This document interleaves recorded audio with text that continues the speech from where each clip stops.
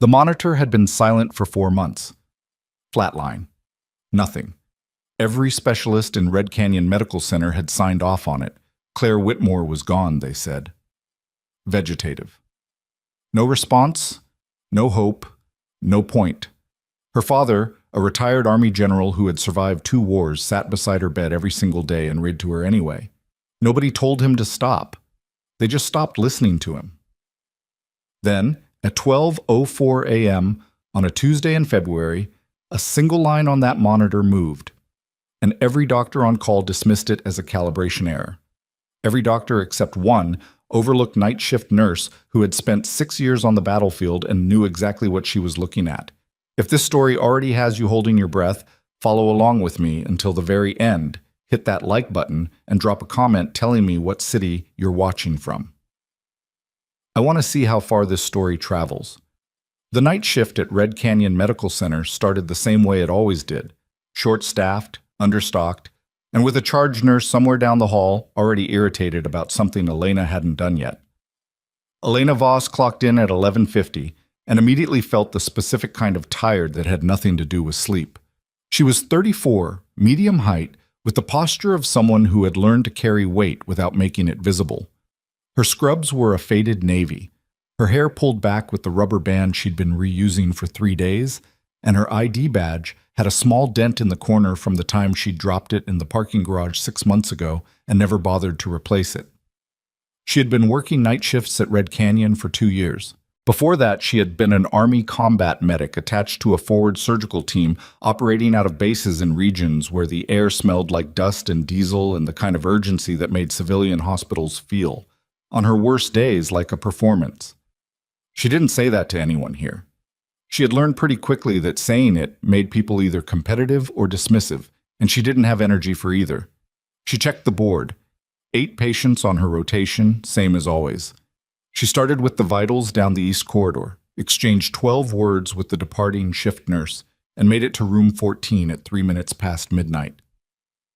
Room 14 was Claire Whitmore. Elena paused in the doorway for a second before stepping in, the way she always did. Not out of ritual or sentiment. It was just that room 14 had a particular kind of silence that the other rooms didn't, and she'd learned to let it settle before she entered it. Claire was 27 years old. She had been in this bed for 118 days. The admission notes described a severe traumatic brain injury sustained in a single vehicle accident on Route 9 outside of Reno on a Wednesday night in October. She had been found by a passing truck driver. By the time paramedics reached her, she had been down for an estimated 12 minutes. They brought her back. Sort of. The official classification, updated 6 weeks after admission by Dr. Victor Hale, was persistent vegetative state. No purposeful movement, no consistent response to stimulation, no awareness. The documentation was clean, the terminology was precise, and every specialist who had reviewed the file agreed. General Daniel Whitmore, Claire's father, did not agree. He had not agreed from the beginning, and he drove 4 hours from his home in Carson City every week to sit in the chair beside her bed and read to her. He had been doing it since November. He chose a different book each week and read the same chapter twice, once in the morning, once before he left. Elena had seen him on his Tuesday visits. He was a broad-shouldered man in his late 60s with gray at his temples and the particular stillness of someone who had been trained to stay calm when the situation demanded panic. He said good morning to the nurses. He thanked them. He didn't ask for much. He just kept coming back. Elena checked Claire's vitals, adjusted the drip on her IV, and was writing her chart notes when the monitor caught her attention. It was subtle. Easy to miss if you weren't specifically looking, and she almost didn't catch it because she was already thinking about the patient in room 11 who had been complaining of chest pressure earlier. But there it was, a small deviation in the waveform.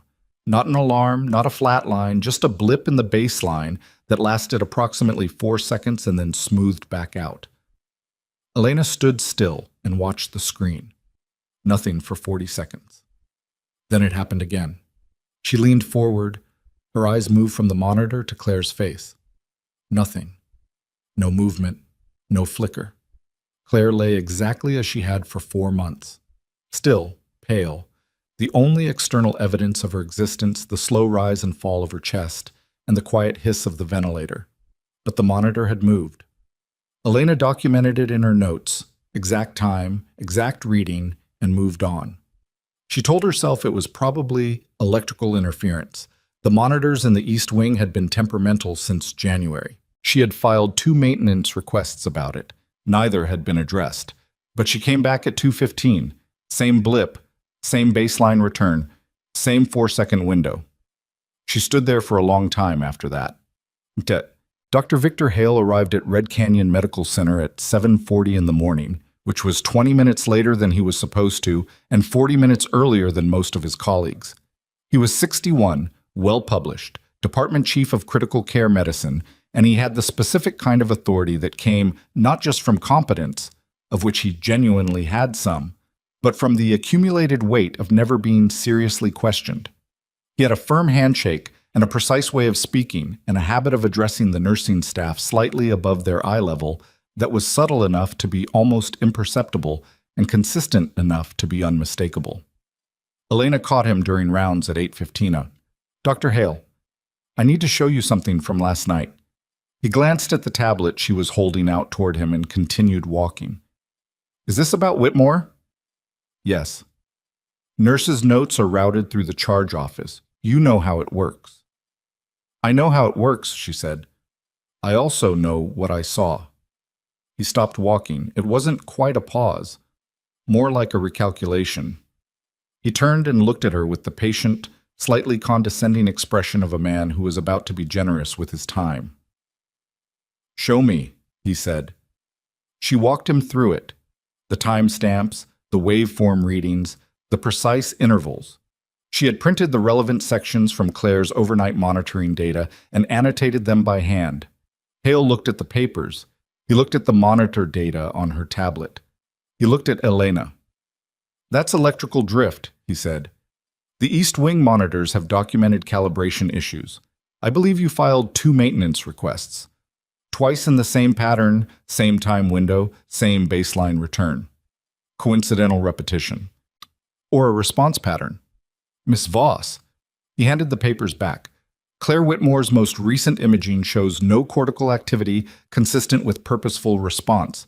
Her EEG from last month was reviewed by 2 independent neurologists. I understand you're invested in this patient." "I'm not invested in her," Elena said. "I'm describing what I observed." "I know, but," he said, and the way he said it made it clear that was exactly the problem. But emotional investment in long-term patients is common in nursing, and it can distort interpretation. Document what you saw, route it through proper channels, and let the medical team do their job. He walked away.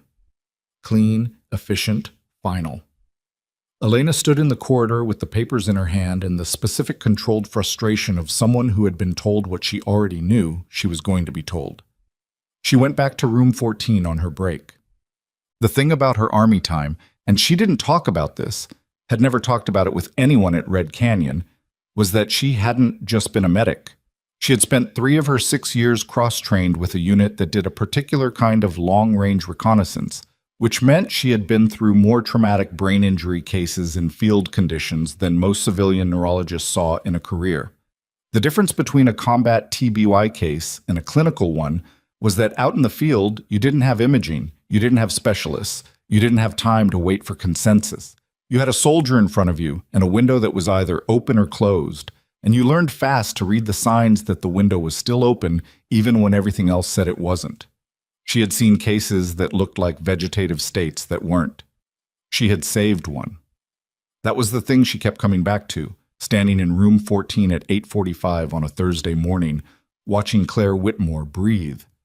The case had been in her second deployment, a staff sergeant named Dillon who had taken blast overpressure and presented completely unresponsive for 6 days. The field surgeon had been 2 hours from signing off on transport to a rear facility with a note recommending comfort care. Elena had noticed something, a subtle motor response to a specific auditory stimulus that only appeared under quiet conditions. She had flagged it. The surgeon had been skeptical. She had been insistent, and not entirely politely. They had delayed transport by 18 hours and run a secondary assessment. Dylan had regained consciousness 42 hours later. She had gotten a commendation for it. She had also gotten an earful from the field surgeon, because apparently being right wasn't the same as being right in the correct procedural way, and she had learned that lesson across about 6 different iterations until it stuck. She was thinking about Dylan now. She pulled a chair to Claire's bedside and sat down. Not in a sentimental way. She was watching. She let the room get quiet, turned the chair so she was facing both Claire and the monitor. And she waited. At 9:11, she said quietly, "Claire." Nothing. At 9:14, she said it again. The monitor moved. Same blip, same 4-second window. Elena sat forward. "Claire, can you hear me?" The blip again, slightly longer this time, 5 seconds. Elena didn't move. Her heart rate had changed, but her expression hadn't. "If you can hear me, I need you to try to move your right hand." 30 seconds. Nothing. "Take your time." 45 seconds. And then, so slowly and so minimally that under any other circumstance it would have been attributed to involuntary muscle activity, Claire Whitmore's right index finger bent at the first knuckle. Elena looked at it. She looked at the monitor. She looked back at the finger. She did not say anything out loud. She did not react visibly. She sat with what she had just seen for approximately 4 seconds, the way she'd been trained to process information in field conditions. Observe, catalog, verify.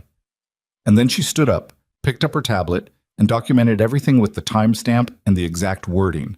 Right index finger flexion following verbal command. Duration approximately 1.5 seconds. Monitor activity consistent with prior overnight recordings. Not classified as involuntary given response latency pattern. She saved it and went back to her other patients. She brought it to Dr. Hale again at 2 in the afternoon. She had spent the morning building the documentation. Not just the overnight readings, but a pattern analysis across the past 3 days of monitoring data, cross-referenced with the times that General Whitmore had been present and reading aloud. There was a correlation. It wasn't strong enough to be statistically significant on its own, but it was there. Hale didn't look at the documentation this time. He glanced at it. "I saw the direct command response," she said. "The finger moved. The latency pattern is consistent with purposeful action." "Motor artifacts in TBI patients are extremely common," Hale said. "This is documented. You've been a nurse here for 2 years. You understand the difference between—" "I understand the difference," she said. "I'm also telling you that the latency timing on what I observed doesn't match an artifact profile. It matches a response." The corridor was occupied. A hospital administrator named Priya Nath was passing with a clipboard and slowed down without fully stopping. Hale noticed. He lowered his voice, which didn't make it friendlier. "Ms. Voss, I'm going to say this once. Claire Whitmore's case is fully documented, fully reviewed, and fully managed by this department. Your observations have been noted. Routing them repeatedly through escalating channels is not going to change a 4-neurologist consensus, and it's starting to look like a pattern of behavior that I'm going to have to address formally if it continues." He held her gaze.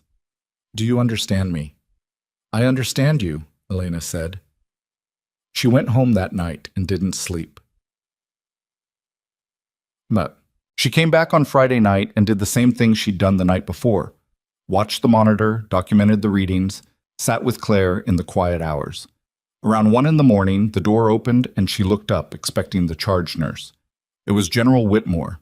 He was in civilian clothes, a gray jacket, plain trousers. And he looked like a man who had driven 4 hours on the wrong day because he couldn't stay away. "I know it's not Tuesday," he said. He was looking at his daughter. "It's fine," Elena said. He pulled the chair to the other side of the bed and sat down and didn't say anything for a while. "The hospital called me yesterday," he said eventually. "They want to discuss a care plan revision." Elena kept her expression neutral. "When?" "Monday." She knew what that meant. A care plan revision at this stage, in this context, was a staged escalation toward transition, away from active treatment, toward what the documentation called comfort measures. It was the procedural precursor to an organ donation evaluation. "What did you tell them?" she asked. "I told them I'd be there." He looked at Claire. I've been told 4 times by 4 different doctors that she's not in there, that what I think I see when I'm reading to her is wishful thinking. A pause. Maybe it is. Elena set down her tablet. General Whitmore. He looked at her. I'm going to ask you something, and I need you to answer it honestly. All right. When you read to her, in the mornings, have you ever noticed anything at all? Even something you talked yourself out of? He was quiet for long enough that she thought he wasn't going to answer. Her breathing changes, he said finally. When I start the same chapter she likes, the one from the book about the expedition, it gets slower, more settled. He looked slightly embarrassed. I know how that sounds. It sounds like an observation, Elena said. He studied her. What are you seeing? Patterned responses to auditory stimulation. Monitor activity that correlates with stimulus. A directed motor response to verbal command. She said it flat and clinical because she needed him to hear it that way, not as a nurse who was emotional about his daughter, but as a professional describing data. I've documented all of it. Dr. Hale believes it's artifact and emotional interpretation. I believe it's not. General Whitmore was very still. Do you believe my daughter is still in there? He said. The question was direct and quiet, and it carried the specific weight of a man who had been preparing for an answer he didn't want and had stopped hoping for an answer he did. Yes, sir, Elena said. I've seen this before. Different context, same signs. I was right then. He didn't say anything for a moment. Then, what do you need? Time, she said. And I need to make some calls. Daught. The formal notification came on Saturday morning, routed through the charge desk and hand-delivered to Elena at the start of her shift by a nursing supervisor named Dale Orens, who had the apologetic expression of a man executing an order he'd been told not to discuss. She was being reassigned, effective immediately, off Claire Whitmore's case. Additionally, she was being scheduled for a formal meeting with hospital administration regarding her conduct over the past 72 hours. The meeting was Monday, the same day as the General's Care Plan meeting. She stood in the corridor, reading the memo for long enough that Orens shifted his weight twice. I know, he said, not quite meeting her eyes. For what it's worth. It's noted, she said, and handed the memo back. She spent the rest of that Saturday doing her job. 7 other patients, all her charts completed precisely, everything by the book, nothing that could be cited as additional cause for action. She was professional, she was efficient, she was correct in every observable way, and between patients, in the supply closet off the East Wing, she used her personal phone to call a woman she hadn't spoken to in 3 years. Dr. Anita Serrano had been a military neurologist attached to the same base where Elena had served her second deployment. She was now in Portland, working out of a VA research facility. She picked up on the 4th ring, and her first words were, Voss, what's wrong? I have a case, Elena said. Are you in trouble? Not yet. Maybe Monday.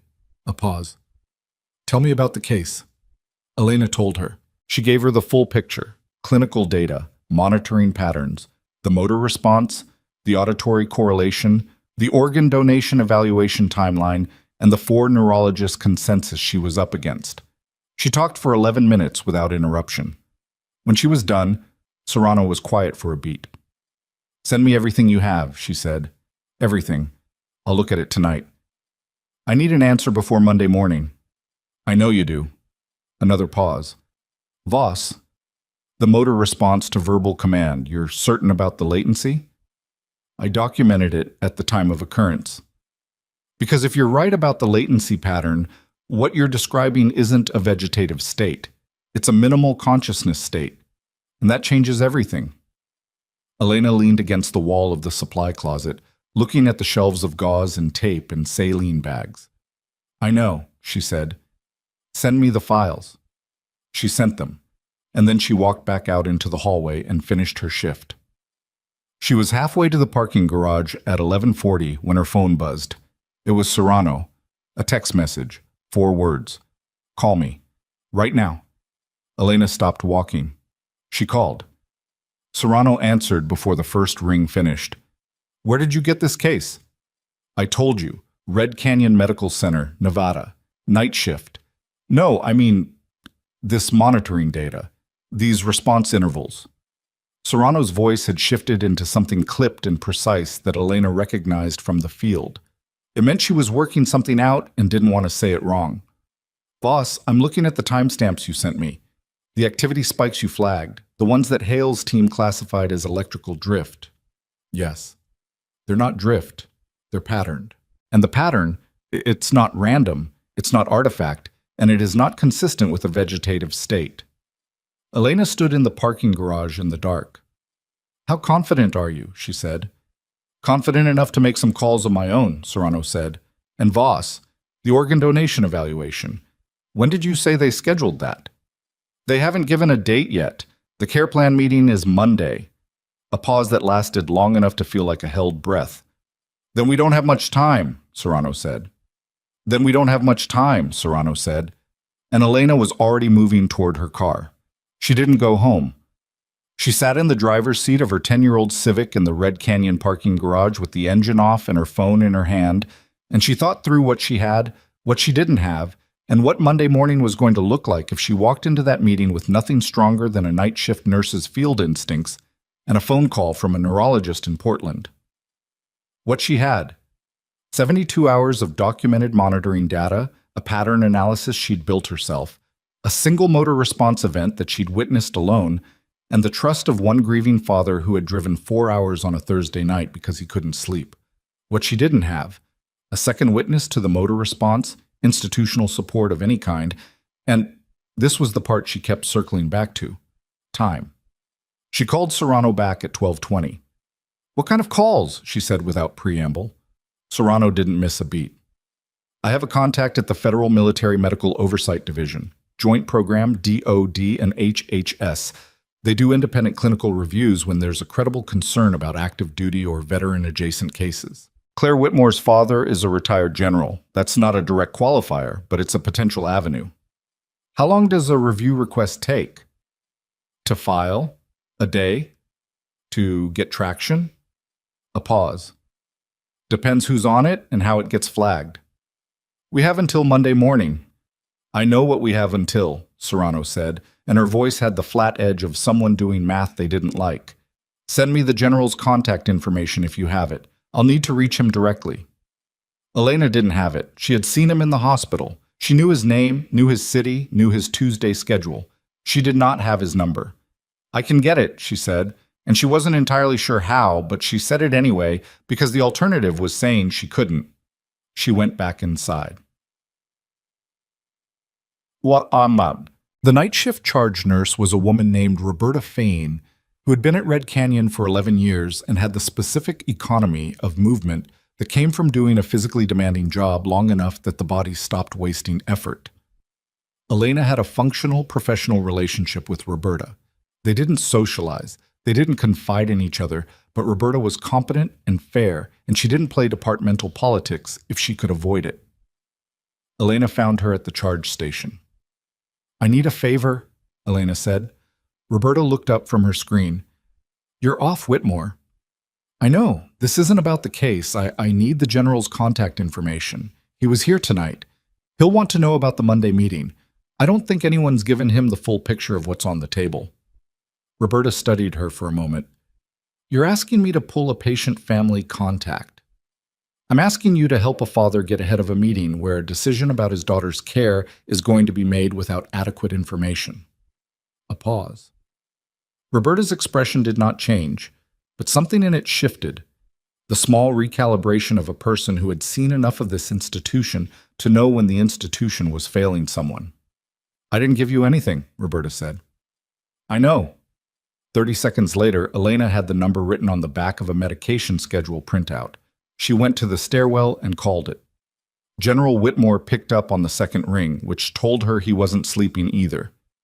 It's Elena Voss, she said. From the hospital. I'm sorry to call this late. Don't be. His voice was alert and controlled. What happened? She told him. Not everything. Not Serrano. Not the oversight division. Not the pieces she was still assembling. She told him about Monday, about the care plan meeting, and about what she believed was actually happening in that meeting that no one had spelled out clearly in the official notification he'd received. When she finished, he was quiet for 3 seconds. "They're moving toward donation evaluation," he said. It wasn't a question. "I believe so, yes." Another silence. "And your neurologist contact. She's reviewing the data tonight. She's reaching out to a federal oversight channel, but she needs to speak with you directly." "Give her my number," Whitmore said. "And Ms. Voss, I need you to understand something. I've been in rooms where the situation looked unwinnable. I don't panic, but I need the truth. All of it. Not the version people think I can handle." "All of it," Elena said, "is that your daughter is showing signs consistent with a minimal consciousness state, which is not what she's been classified as. If I'm right, everything that's been decided about her care over the past 2 months has been based on the wrong diagnosis. And the people responsible for that diagnosis are the same people running Monday's meeting." Whitmore didn't react immediately. When he spoke, his voice was unchanged, measured. "I'll be at that meeting." "I know. Will you?" Elena looked at the stairwell wall. "I've been formally reassigned off her case. I have a disciplinary meeting scheduled for the same morning." "Then we'll need Monday to move fast," he said. "What do you need from me between now and then?" "Keep your phone on," she said. "And if Serrano calls you tonight, answer it." She hung up and went back to her other patients and spent the next 4 hours doing her job in the most technically precise way she had ever done it in her 2 years at Red Canyon, because she was not going to hand anyone a legitimate complaint about her clinical performance on top of everything else. Sunday passed the way Sundays do when something large is coming, slowly and with too much quiet. Elena slept 4 hours, woke up at noon, and spent the afternoon cross-referencing her monitoring documentation against published literature on minimal consciousness states, specifically the diagnostic criteria differentiating MCS from vegetative state. She had done this before, the night she'd first built the pattern analysis, but she did it again because she needed to be sure she hadn't missed anything, and because going over material she already knew helped her think. Serrano called at 3. "I spoke with Whitmore," she said. "He's sharp." "He is." "I also spoke with my contact at FMMO. They're taking it. They're sending a team to Red Canyon tomorrow." Elena set down her coffee. "Tomorrow. Monday. They're going to arrive before the care plan meeting. My contact is a colonel named Reeves, Federal Medical Oversight, and she is not someone who gives hospital administrators a lot of breathing room." A pause. "But Voss, I need to be straight with you. The FMMO team can mandate an independent evaluation. They cannot override the hospital's procedural authority on their own timeline. If Red Canyon's administration decides to accelerate the care plan meeting 2 before the team arrives, they won't have grounds. They won't need grounds if they move fast enough. Bureaucratic timing is its own kind of power." Elena knew this. She had seen it in the Army, the way institutional machinery could be moved faster or slower, depending on who was pushing it and from which side. She had also seen what happened when the right kind of outside pressure arrived at the right moment. "What time is the team getting there?" she asked. 7:30? Colonel Reeves requested an 8 o'clock meeting with hospital administration. The care plan meeting is scheduled for 9. "That's 30 minutes. "That's 30 minutes, Serrano confirmed. "So if you're going to be there at 7:30. "I have a disciplinary meeting at 9. "Then it's going to be a complicated morning." Elena said, "When is it not?" And Serrano made a sound that was almost a laugh, and they hung up. She arrived at Red Canyon at 7:15 Monday morning in her regular clothes, not scrubs, because she wasn't on shift, and she wasn't pretending to be. She had her documentation in a folder, printed and organized. She had her phone. She had 6 hours of sleep over the past 2 days, and 3 cups of coffee since 5 a.m., and she was operating on that specific frequency of exhaustion that sharpens instead of dulls, the one she recognized from field rotations when the mission required it. General Whitmore was already in the lobby. He was in full civilian clothes, but he stood like a general, back straight, shoulders square, completely still in a way that had nothing to do with passivity. He saw Elena and crossed to her without hurry. "Serrano's contact," he said. "Has she arrived?" "Should be here in the next 15 minutes. He nodded once. "Dr. Hale's team sent a message last night. They moved the care plan meeting to 8:30. Elena felt the shift immediately. They moved it up. By 30 minutes. That was it. That was the machinery moving. Someone had gotten ahead of something. Maybe a rumor, maybe a notification, maybe just institutional instinct, and had made a small procedural adjustment that could matter enormously. Is Serrano's contact going to make it by 8:30? Whitmore asked. 7:30 was the plan, but Elena pulled out her phone. No messages.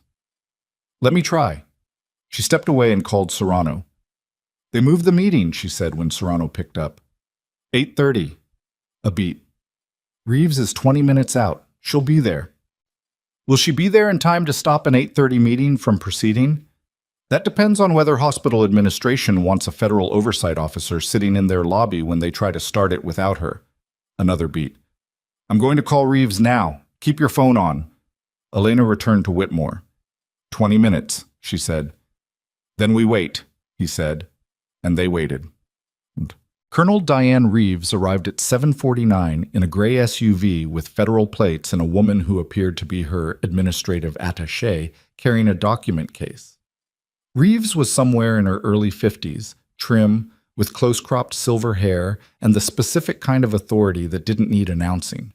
She had a controlled, efficient handshake, and she spoke to Elena and Whitmore for approximately 4 minutes before she spoke to anyone from the hospital administration, which told Elena everything she needed to know about how Reeves ordered priorities. Dr. Serrano's summary was thorough, Reeves said. I've reviewed the monitoring data you transmitted.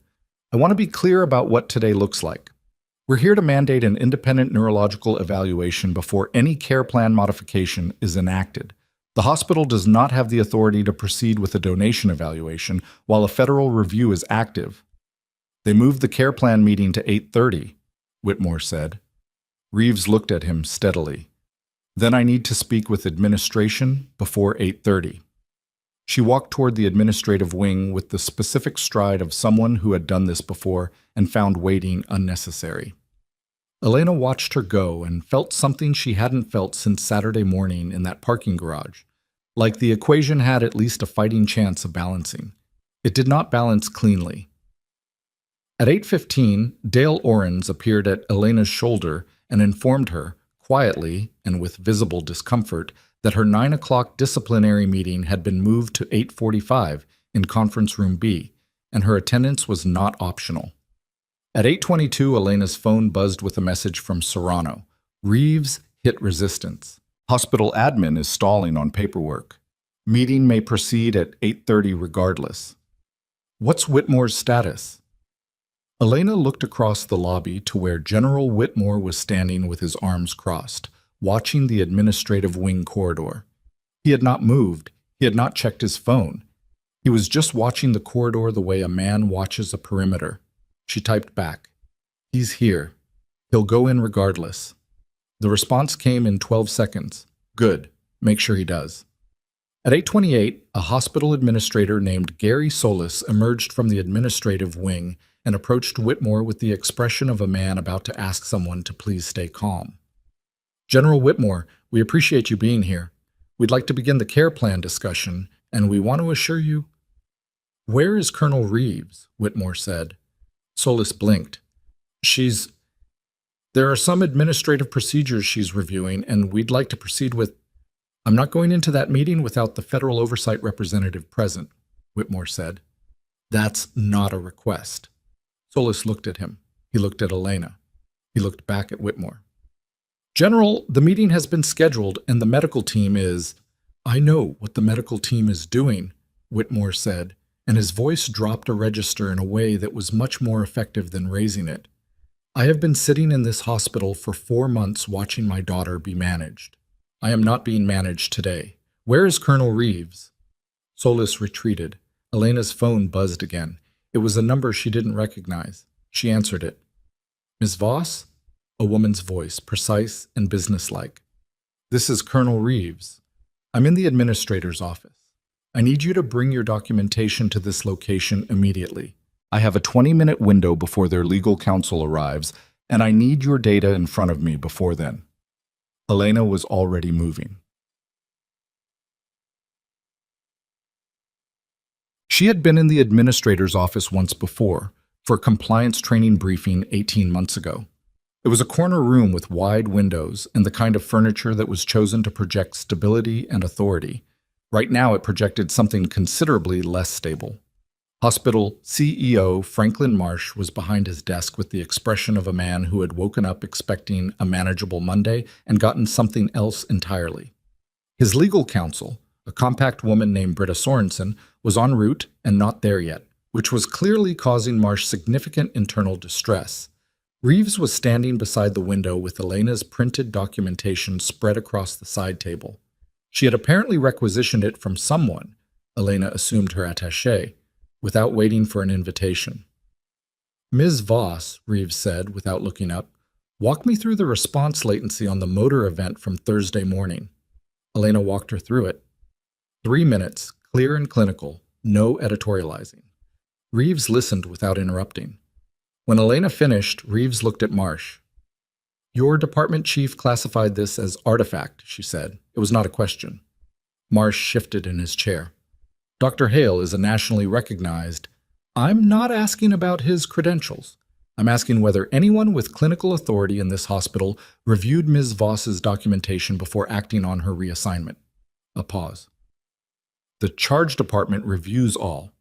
Her disciplinary meeting is scheduled for this morning, Reeves said.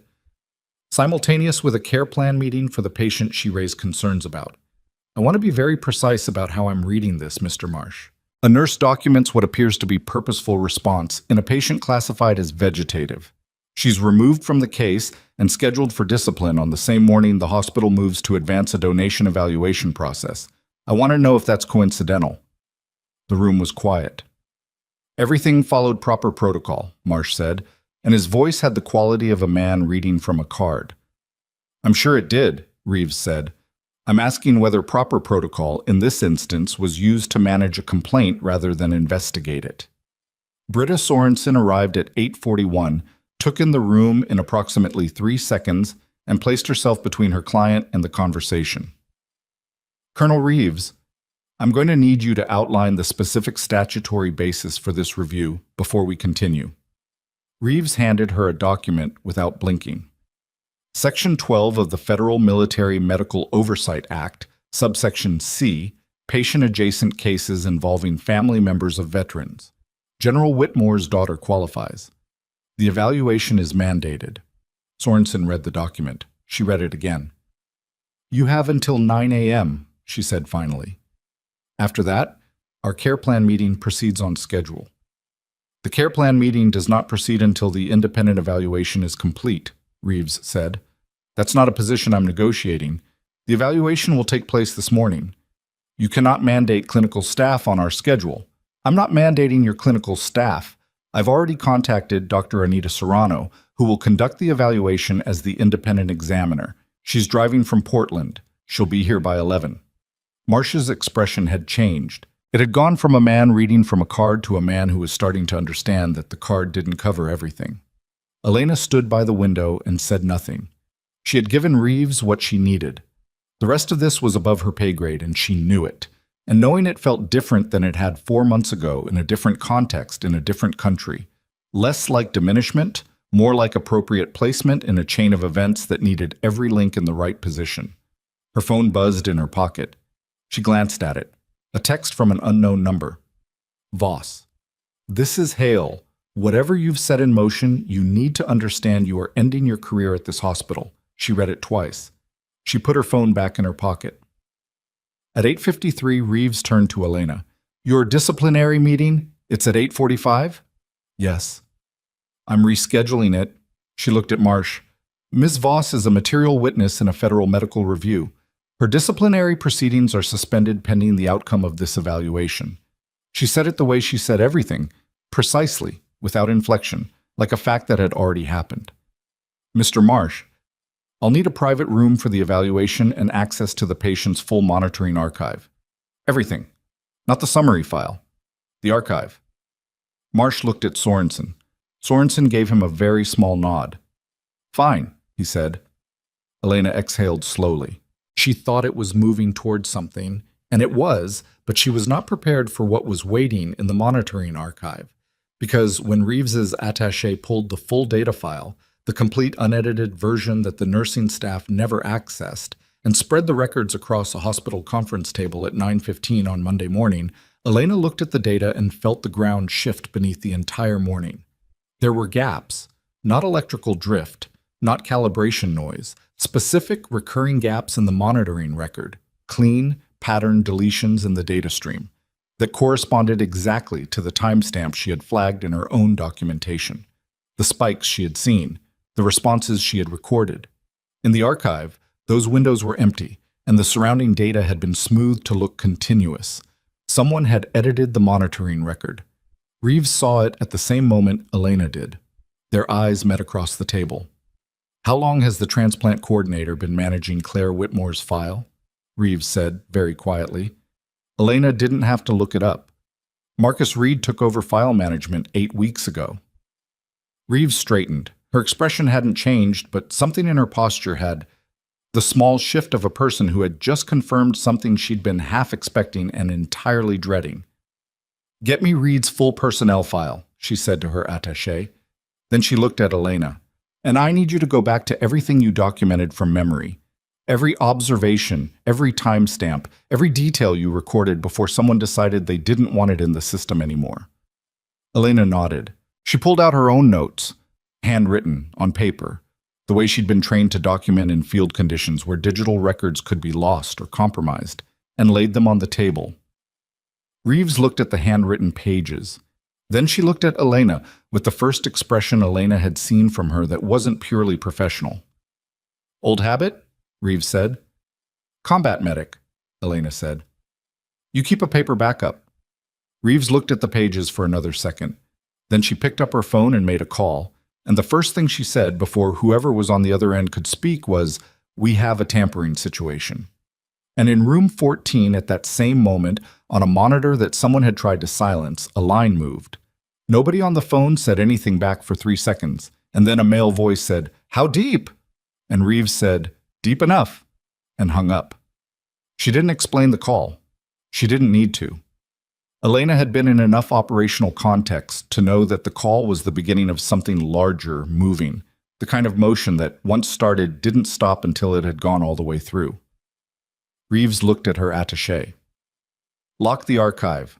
Nothing leaves this room. Nothing gets added. Nothing gets touched. If anyone from hospital IT comes to this door, you do not let them in." The attaché, a young man named Torres who had said approximately 8 words all morning, nodded and positioned himself near the door with the quiet certainty of someone who had done this before. Reeves turned back to the table. She pulled on a pair of reading glasses and went back through Elena's handwritten notes, methodically, page by page. The way someone reads when they're not just absorbing content but building a timeline. "Walk me through Reed," she said without looking up. "What's his role here exactly?" "Transplant coordinator," Elena said. "He manages the evaluation pipeline for organ donation cases. Patient identification, family consultation, documentation routing. He's been at Red Canyon for 3 years." "When did he get access to the monitoring archive?" "File management transfer was 8 weeks ago.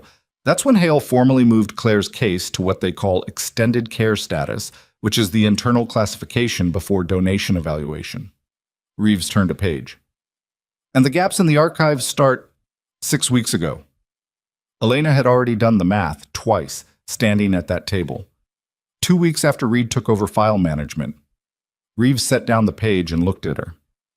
"You understand what you're describing.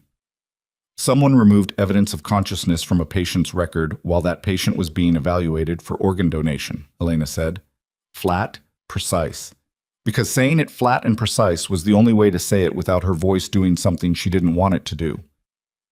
"Yes, I understand what I'm describing." Reeves was quiet for a moment. Not the quiet of someone processing, the quiet of someone who had already processed and was deciding what came next. "I need to call the general," she said. General Whitmore took the news the way Elena had known he would, without visible reaction and with complete attention.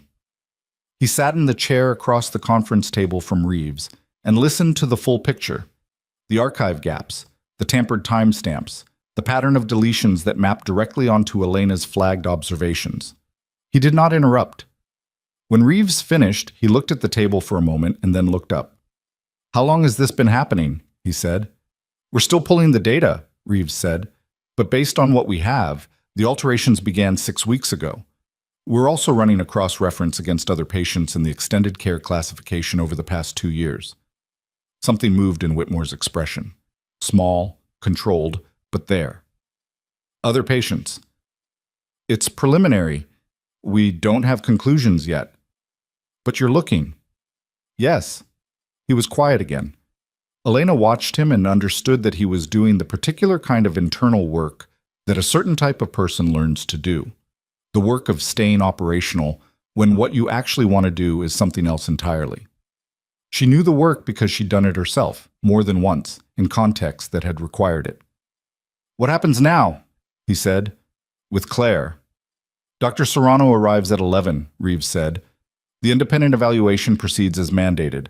The hospital cannot move forward on any care plan modification while the review is active. Your daughter is not going anywhere." Whitmore nodded once. "And the people responsible for the archive." "That's a separate track," Reeves said carefully. "The evaluation is clinical. The archive tampering is a federal matter. They proceed in parallel." "But they proceed?" "General Whitmore, they proceed." He looked at Elena then. Not at Reeves, at Elena, and the look was not gratitude exactly, which would have felt wrong for the moment.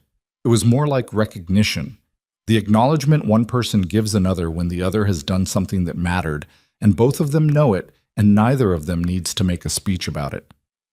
Elena held his gaze and nodded, and that was all. But Dr. Hale arrived at the conference room door at 10:17. He did not knock. He opened the door, saw the scene inside.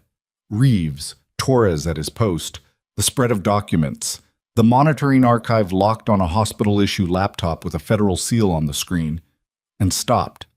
His expression did several things in quick succession before it settled into something controlled. "Colonel Reeves," he said, "I was told there was a federal review underway. I'd like to understand the parameters." "Dr. Hale." Reeves did not look up from the document she was reading. "Your presence here isn't required at this time." "This is my department's patient. I believe I have standing to—" "You have standing to be notified of the review, which you have been." Now she looked up. "You do not have standing to access this room or this data while the review is active. Hospital Legal Counsel has confirmed this. If you have questions about the process, you can direct them to Mr. Marsh." Hale's jaw tightened. His eyes moved to Elena.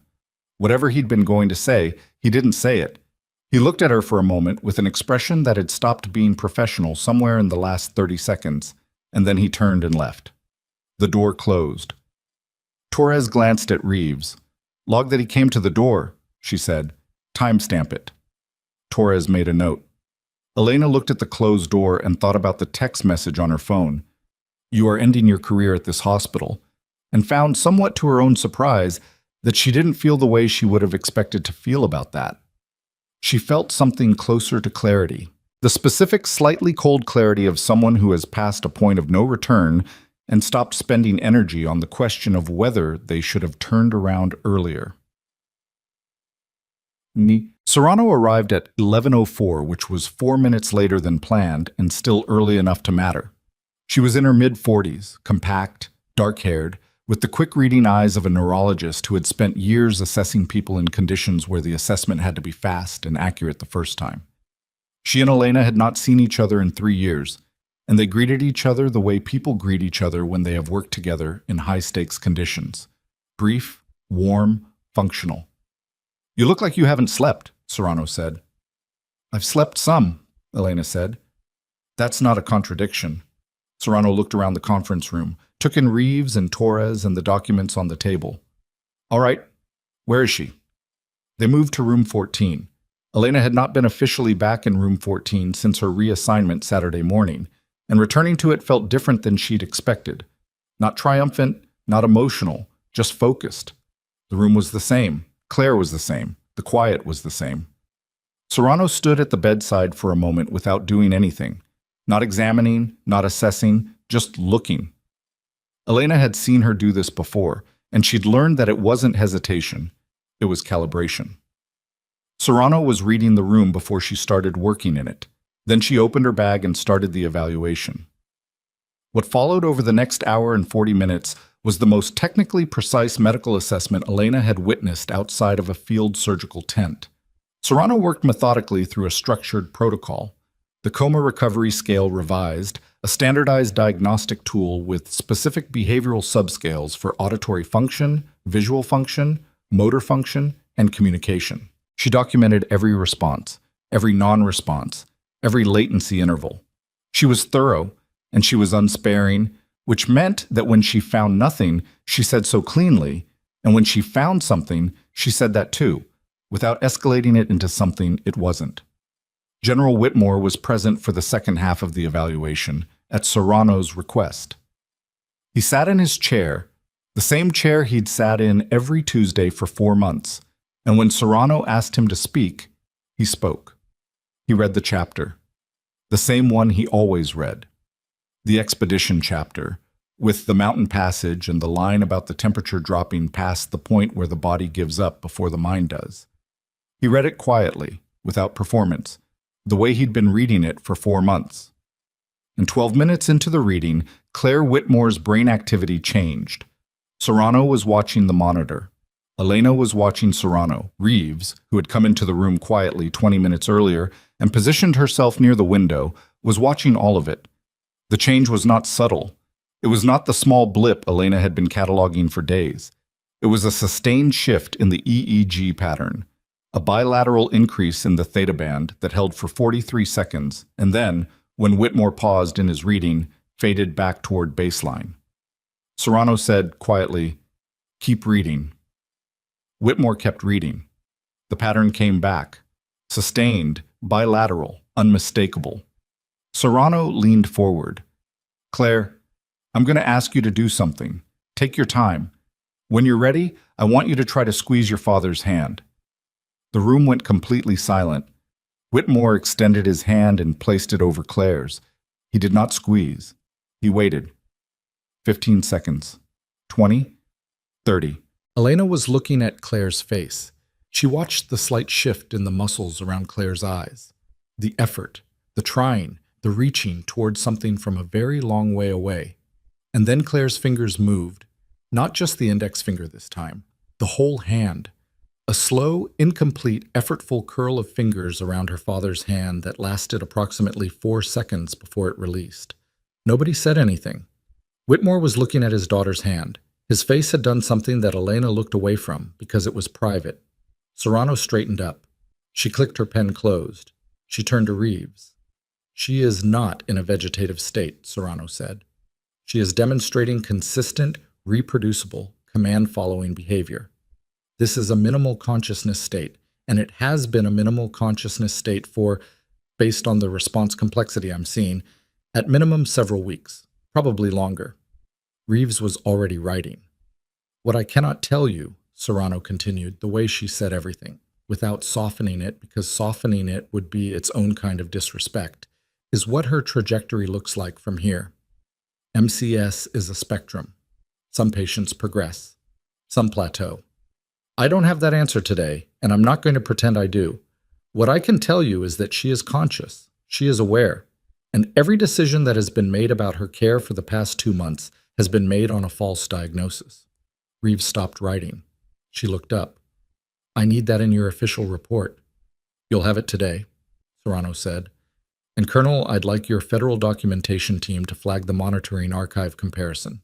Because what I'm seeing in her current response profile is not consistent with the archive data from the last 6 weeks.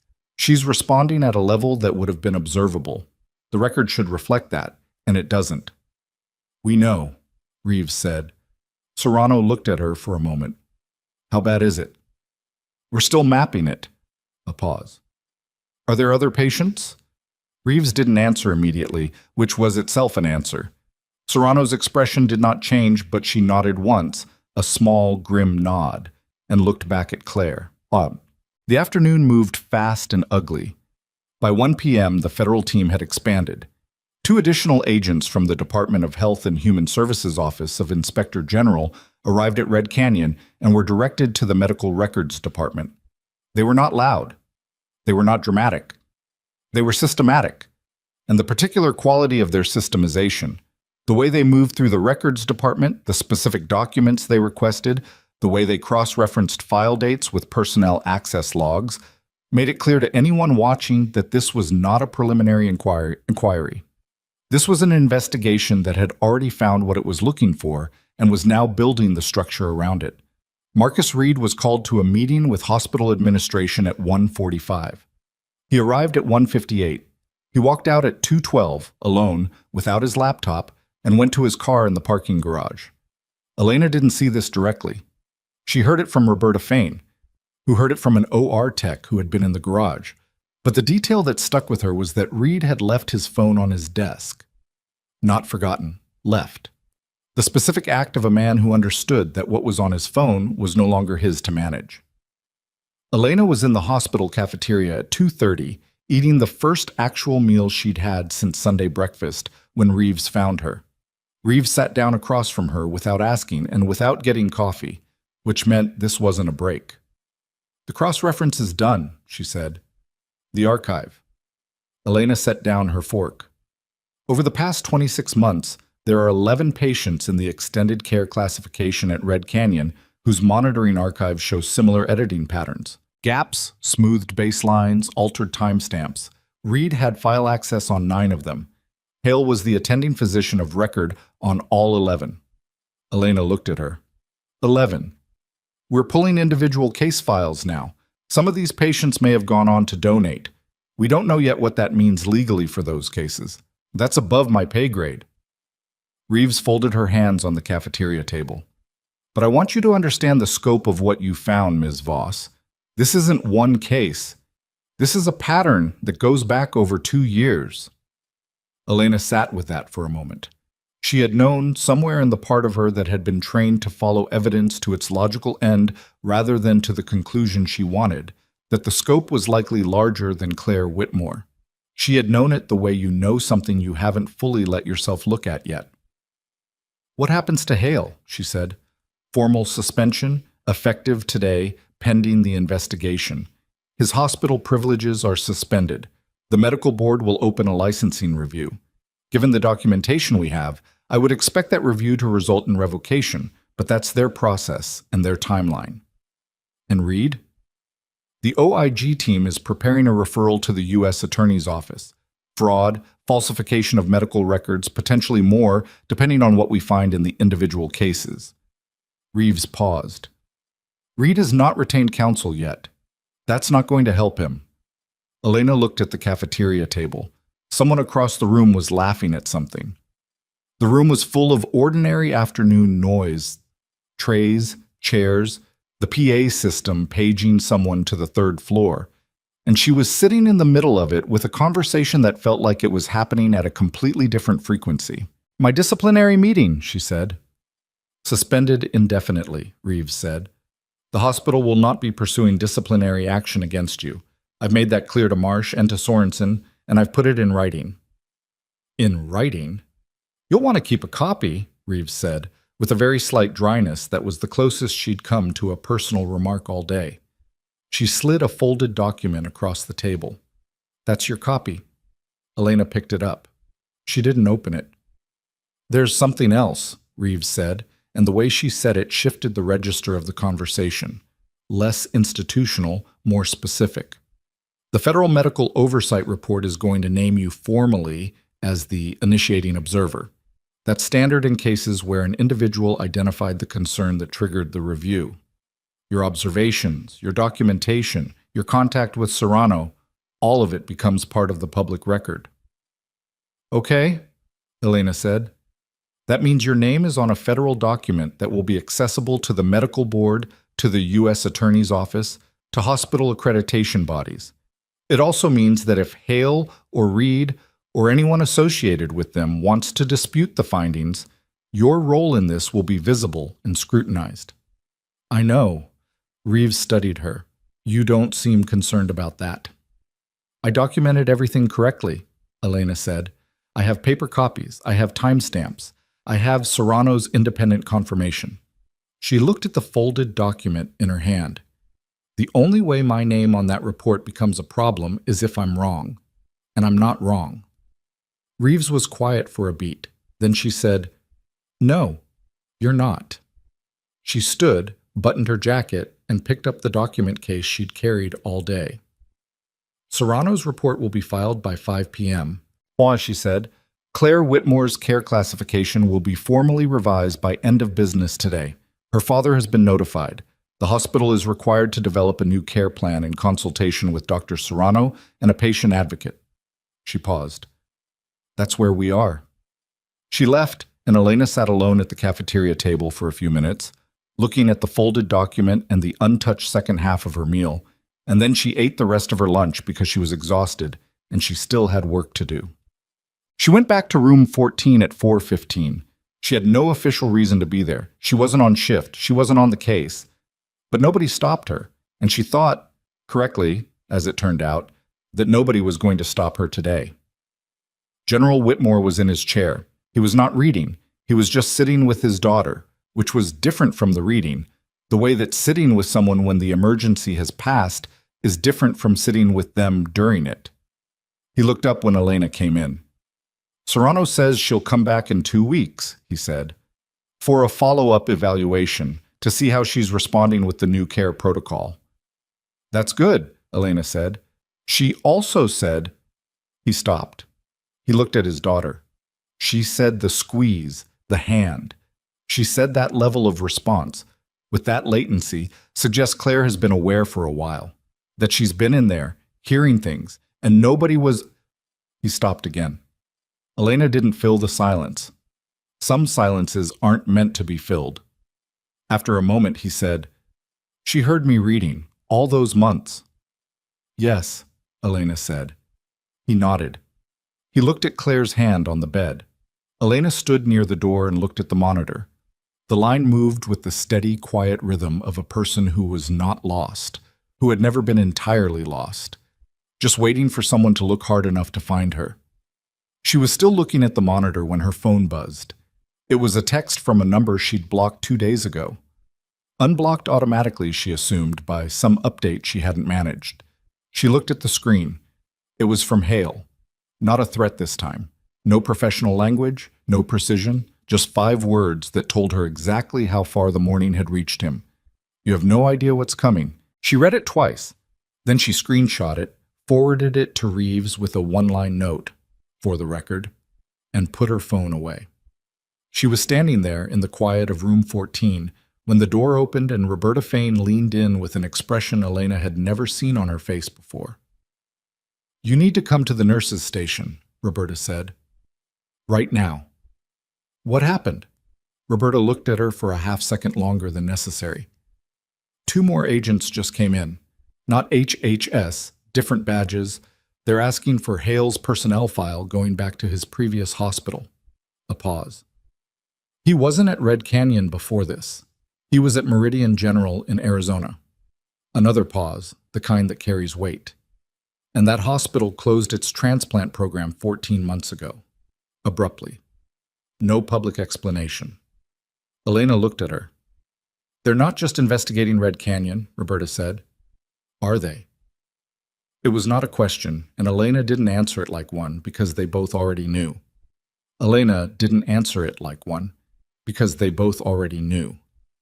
She followed Roberta down the corridor without another word between them, and when they reached the nurses' station, the 2 agents were already gone.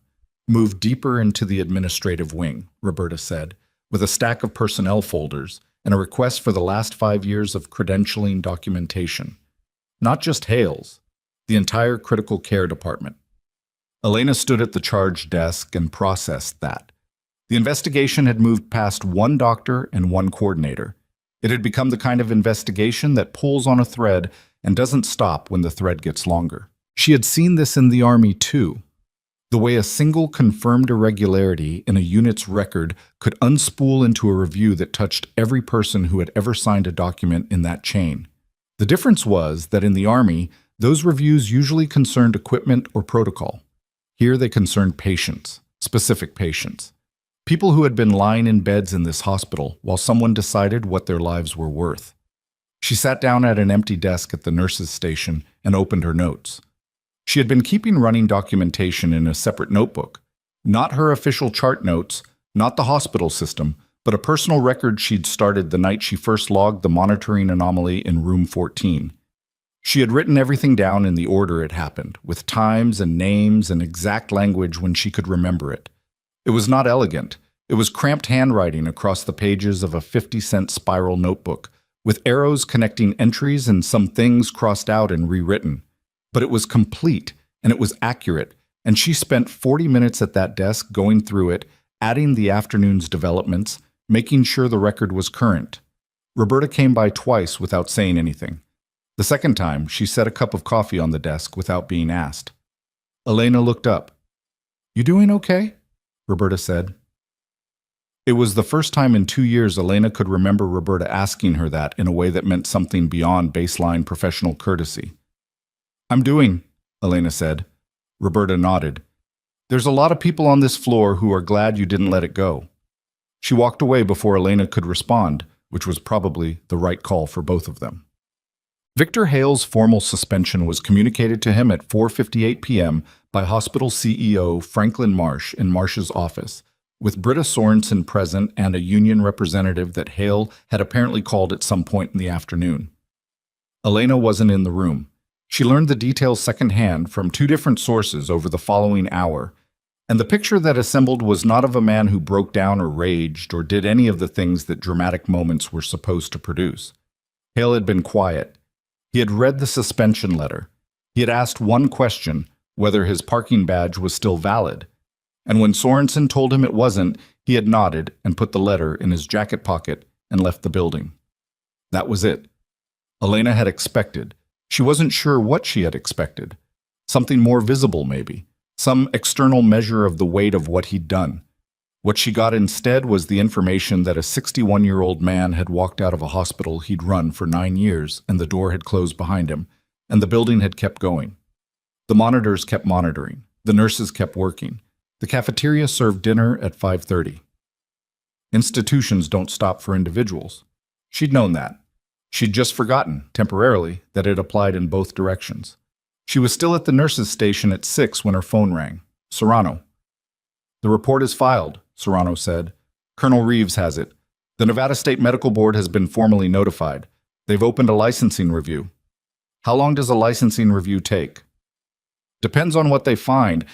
Given what Reeves is handing them, I'd estimate the interim suspension comes within 72 hours. Full revocation?" A pause. "Probably 60 to 90 days if they move fast. These things are rarely fast." "What about Meridian General?" A longer pause. "You know about that."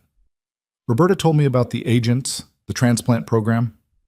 "I made some calls this afternoon," Serrano said, and her voice had gone careful in the way it went when she was choosing words. "I have a colleague who was at Meridian during the closure. She told me the transplant program was shut down after an internal audit flagged irregularities in the organ allocation documentation. They said it was administrative error. No one was named publicly, no investigation, no press release. They just stopped the program and reorganized." Elena looked at the wall. "How many patients?" she said. "I don't know. Neither does my colleague. The records were sealed as part of the reorganization." Another pause. "But Voss, Hale was there for 6 years before Red Canyon, and Reed worked at Meridian for 2 of those years." The number of things Elena wanted to say in that moment was significant. What she actually said was, "Reeves needs to know that." "I already called her. She knew about Meridian, but not the timeline overlap on Reed. She said—" Serrano stopped. "She said, and I'm quoting, that fills a gap." Elena exhaled slowly. "You okay?" Serrano asked. "You're the second person who's asked me that today. That's because you sound like someone who's been carrying something heavy for a while and just put it down and isn't sure what to do with their hands." Elena looked at the notebook on the desk in front of her. "I'm fine. I'll be fine." "I know you will." A beat. "Voss, you were right. I know you know that, but I want to say it out loud." "You were right too," Elena said. "When I called you Saturday night, I needed someone who would look at the data without assuming the conclusion first. You did that." "It was your data." "It was both," Elena said, and meant it, because it had been the field instinct and the clinical confirmation, the combat medic and the neurologist, two people reading the same signs from different training and arriving at the same place. They hung up, and Elena sat for another moment, and then she picked up her notebook and her coffee and went home. Tuesday came the way Tuesdays do when you've been awake for most of them recently. Too bright, too early, and with a text message waiting before she'd fully surfaced. It was from a number she didn't recognize with a Nevada area code, and it said, Ms. Voss. This is Dr. Patricia Osei, Patient Care Ombudsman, Red Canyon Medical Center. Could we meet this morning at your convenience? I'm buying the coffee. Elena stared at that last sentence for a moment. I'm buying the coffee was not the language of official process. It was the language of someone who wanted a conversation that felt less than official, which was interesting in its own right. She texted back, 9 o'clock. Coffee cart outside the east entrance. Dr. Osei was waiting when Elena arrived. A tall woman in her late 50s with reading glasses pushed up on her head and the no-nonsense posture of someone who had spent decades advocating for people inside systems that preferred not to be advocated against. She handed Elena a coffee without ceremony and got to it. I want to be transparent with you, Osei said. The hospital is preparing its formal response to the federal review, which will include an institutional apology and a full acknowledgement of the care failures in Claire Whitmore's case. That's happening. What I'm here to talk about is you. Elena held the coffee cup. Specifically, your personnel file has been reviewed. Your disciplinary proceedings have been formally withdrawn and expunged. Not just suspended, expunged. There will be no record of the complaint. In addition, the administration is prepared to offer a formal written acknowledgement of your role in identifying the care failure, to be entered into your permanent employment record. Elena thought about that. That's the institutional version, she said. Osei looked at her steadily.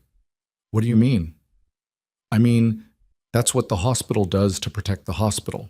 An acknowledgement in my record. Documentation that says I did the right thing so that if this becomes public, when this becomes public, the hospital can point to something that shows they recognized it. I'm not saying it's wrong. I'm saying I know what it is. Osei was quiet for a moment. Then she said, You're not wrong about that. That's part of it. She tilted her head slightly. But I want to ask you something, and you don't have to answer it. What do you actually want? Not what you think you're supposed to say. What do you want out of the next phase of this for yourself? Elena looked at the parking lot. A hospital transport van was pulling in. An orderly was standing near the east entrance smoking a cigarette with the exhausted efficiency of someone on their fifth break of a 12-hour shift. I want to keep working, she said.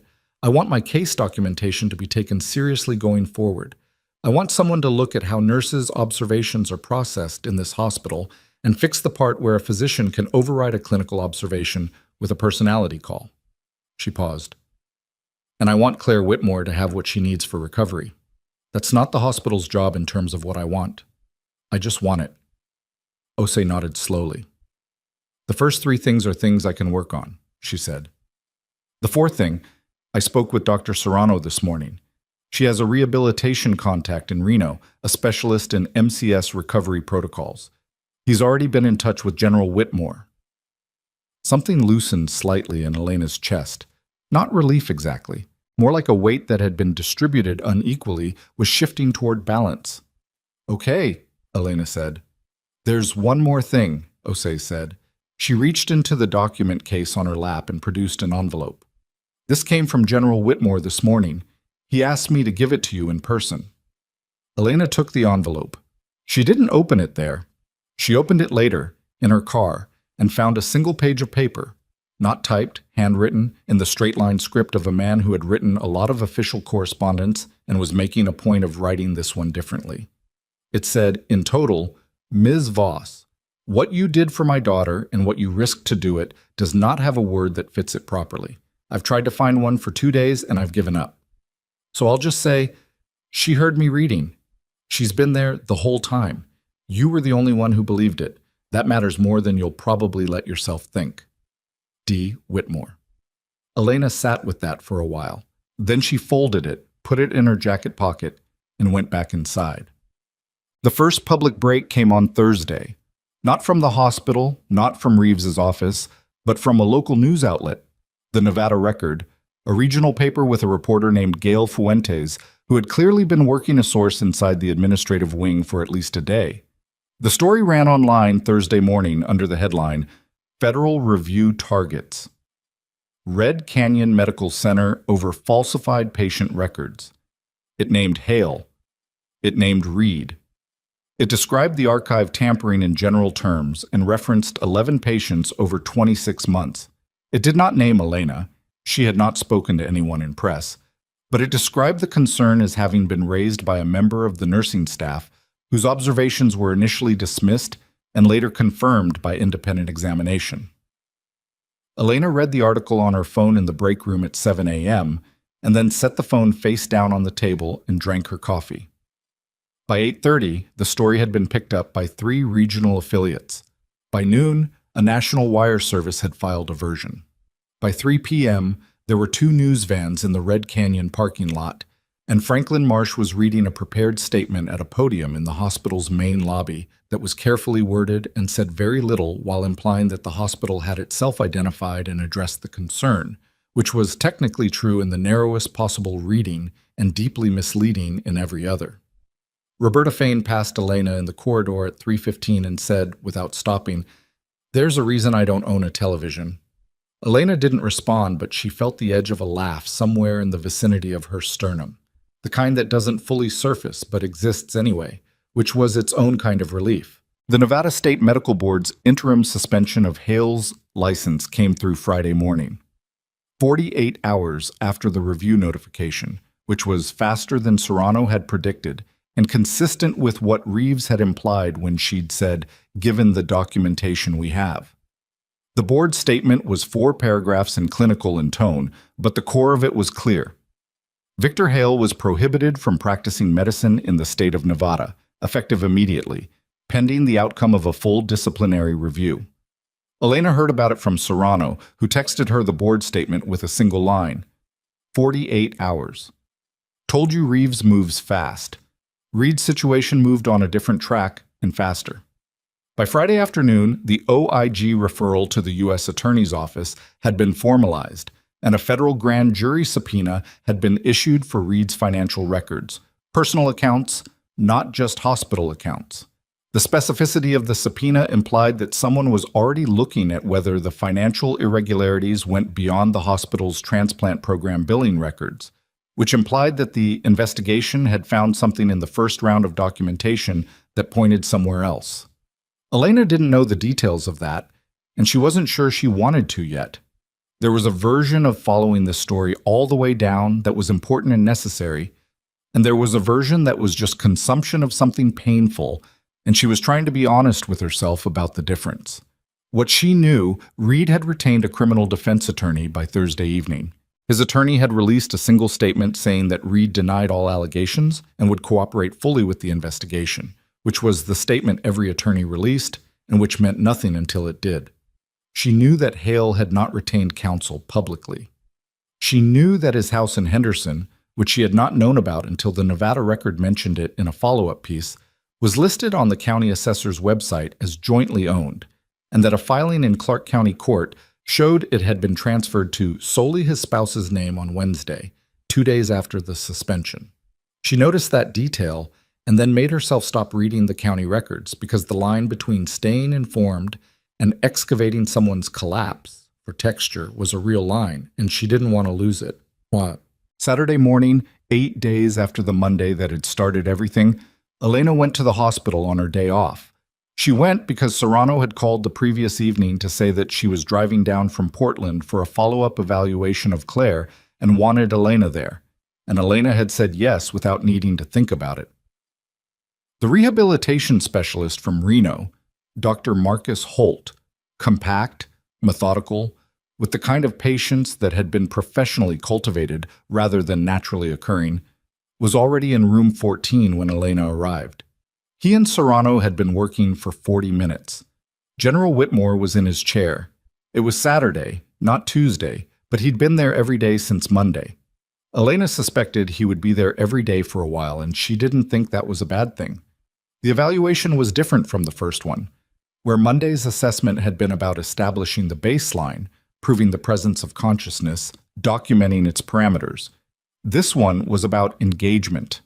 Serrano and Holt were working together, alternating stimuli and response protocols, building a preliminary picture of what Claire's functional capacity looked like and what a recovery trajectory might involve. It was slow and it was technical, and it was not the kind of thing that had dramatic moments, which was its own kind of relief. The thing that happened that wasn't technical occurred at 11:14. Whitmore had been reading for 20 minutes.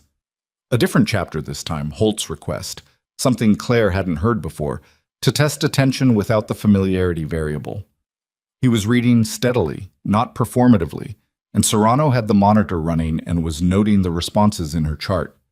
Claire's eyes opened, not all the way, not clearly, not suddenly, a partial, effortful lifting of the lids that lasted approximately 8 seconds and produced no visible focus. Her gaze was not directed, her pupils did not track, but her eyes were open, and she was breathing, and the monitor showed a sustained shift in activity that had not been present in any prior reading. Whitmore stopped reading. He looked at his daughter. Holt said, very quietly, "Keep reading, General." Whitmore found his place on the page and kept reading. His voice had changed slightly. Not broken, not soft, just altered in a way that Elena thought was the sound of a man trying very hard to stay level, while something he had waited 8 months to see was happening in front of him. The eyes closed again after a few minutes. The monitor returned toward baseline. Serrano made a note and didn't say anything for a moment. Then she looked up at Elena and Holt. "That's a response to novel auditory stimulation," she said. "It's preliminary. It's not predictive." She said this directly, not gently, because Whitmore was listening, and he was the kind of person who needed the factual version even when the factual version was hard. "But it's there, and it's more than last Monday." Whitmore was looking at his daughter's face. "More than last Monday," he repeated. Not a question, just the weight of those words in his mouth. "Yes," Serrano said. Elena was in the corridor outside room 14 at noon, writing her own notes in her personal notebook, when Dr. Osei appeared with someone she didn't recognize, a man in his mid-50s, business casual, with the slightly over-prepared look of someone who had driven a distance for a meeting. "Ms. Voss," Osei said, "this is Philip Carver. He's the Director of Nursing Standards at the Nevada State Health Authority." Elena closed her notebook. Carver extended a hand and shook hers firmly. "I've been following the federal review," he said. "Specifically, I've been looking at the nursing observation protocol failures that allowed documentation like yours to be dismissed rather than escalated. We're doing a review of the state reporting framework for exactly this type of situation." He paused. "I wanted to talk to you directly about what the process looked like from where you were standing." Elena looked at him. She looked at Osei. Osei's expression was neutral, but her posture had the slight cant of someone waiting for a reaction. "The process," Elena said, "or the failure in the process?" "Both," Carver said. "Specifically, the gap between a nurse's documented observation and the institutional authority to require clinical review. Right now, if a physician dismisses a nursing observation, there's no independent escalation pathway. There's nothing that forces a second look." He met her eyes. "I want to understand how that gap worked in practice, from someone who fell into it." Elena considered. "That would take more than a corridor conversation." "I know, I'm asking for an hour of your time. Whenever works for you." He handed her a card. "I'm also asking because the authority is developing a working group to draft a proposed protocol amendment, and I'd like you to be part of it." Elena looked at the card. She thought about the supply closet on the East Wing where she'd made calls on her personal phone because the official channels were closed to her. She thought about the paper backup she'd kept because she'd learned in a different context that digital records could be managed. She thought about the text message from Hale that she'd forwarded to Reeves with 2 words, "for the record," and the fact that forwarding it had felt like the right move, not because she was afraid, but because she'd been trained to document everything that might matter later. She thought about 11 patients over 26 months, and the transplant program at Meridian General that had closed without explanation, and the question of what a proper escalation pathway might have changed. "I'm available Monday," she said. The thing she hadn't expected came Sunday evening. She was at home, actually home, in her apartment, eating dinner at her own table for the first time in what felt like a decade, when her phone rang with a number she recognized as the hospital's main administrative line. It was Franklin Marsh. She almost didn't answer. She answered, "Miss Voss." His voice was the voice of a man who had been in meetings for 5 consecutive days and had aged visibly in the process. "I wanted to call you personally. The board met this morning." She set down her fork. "And?"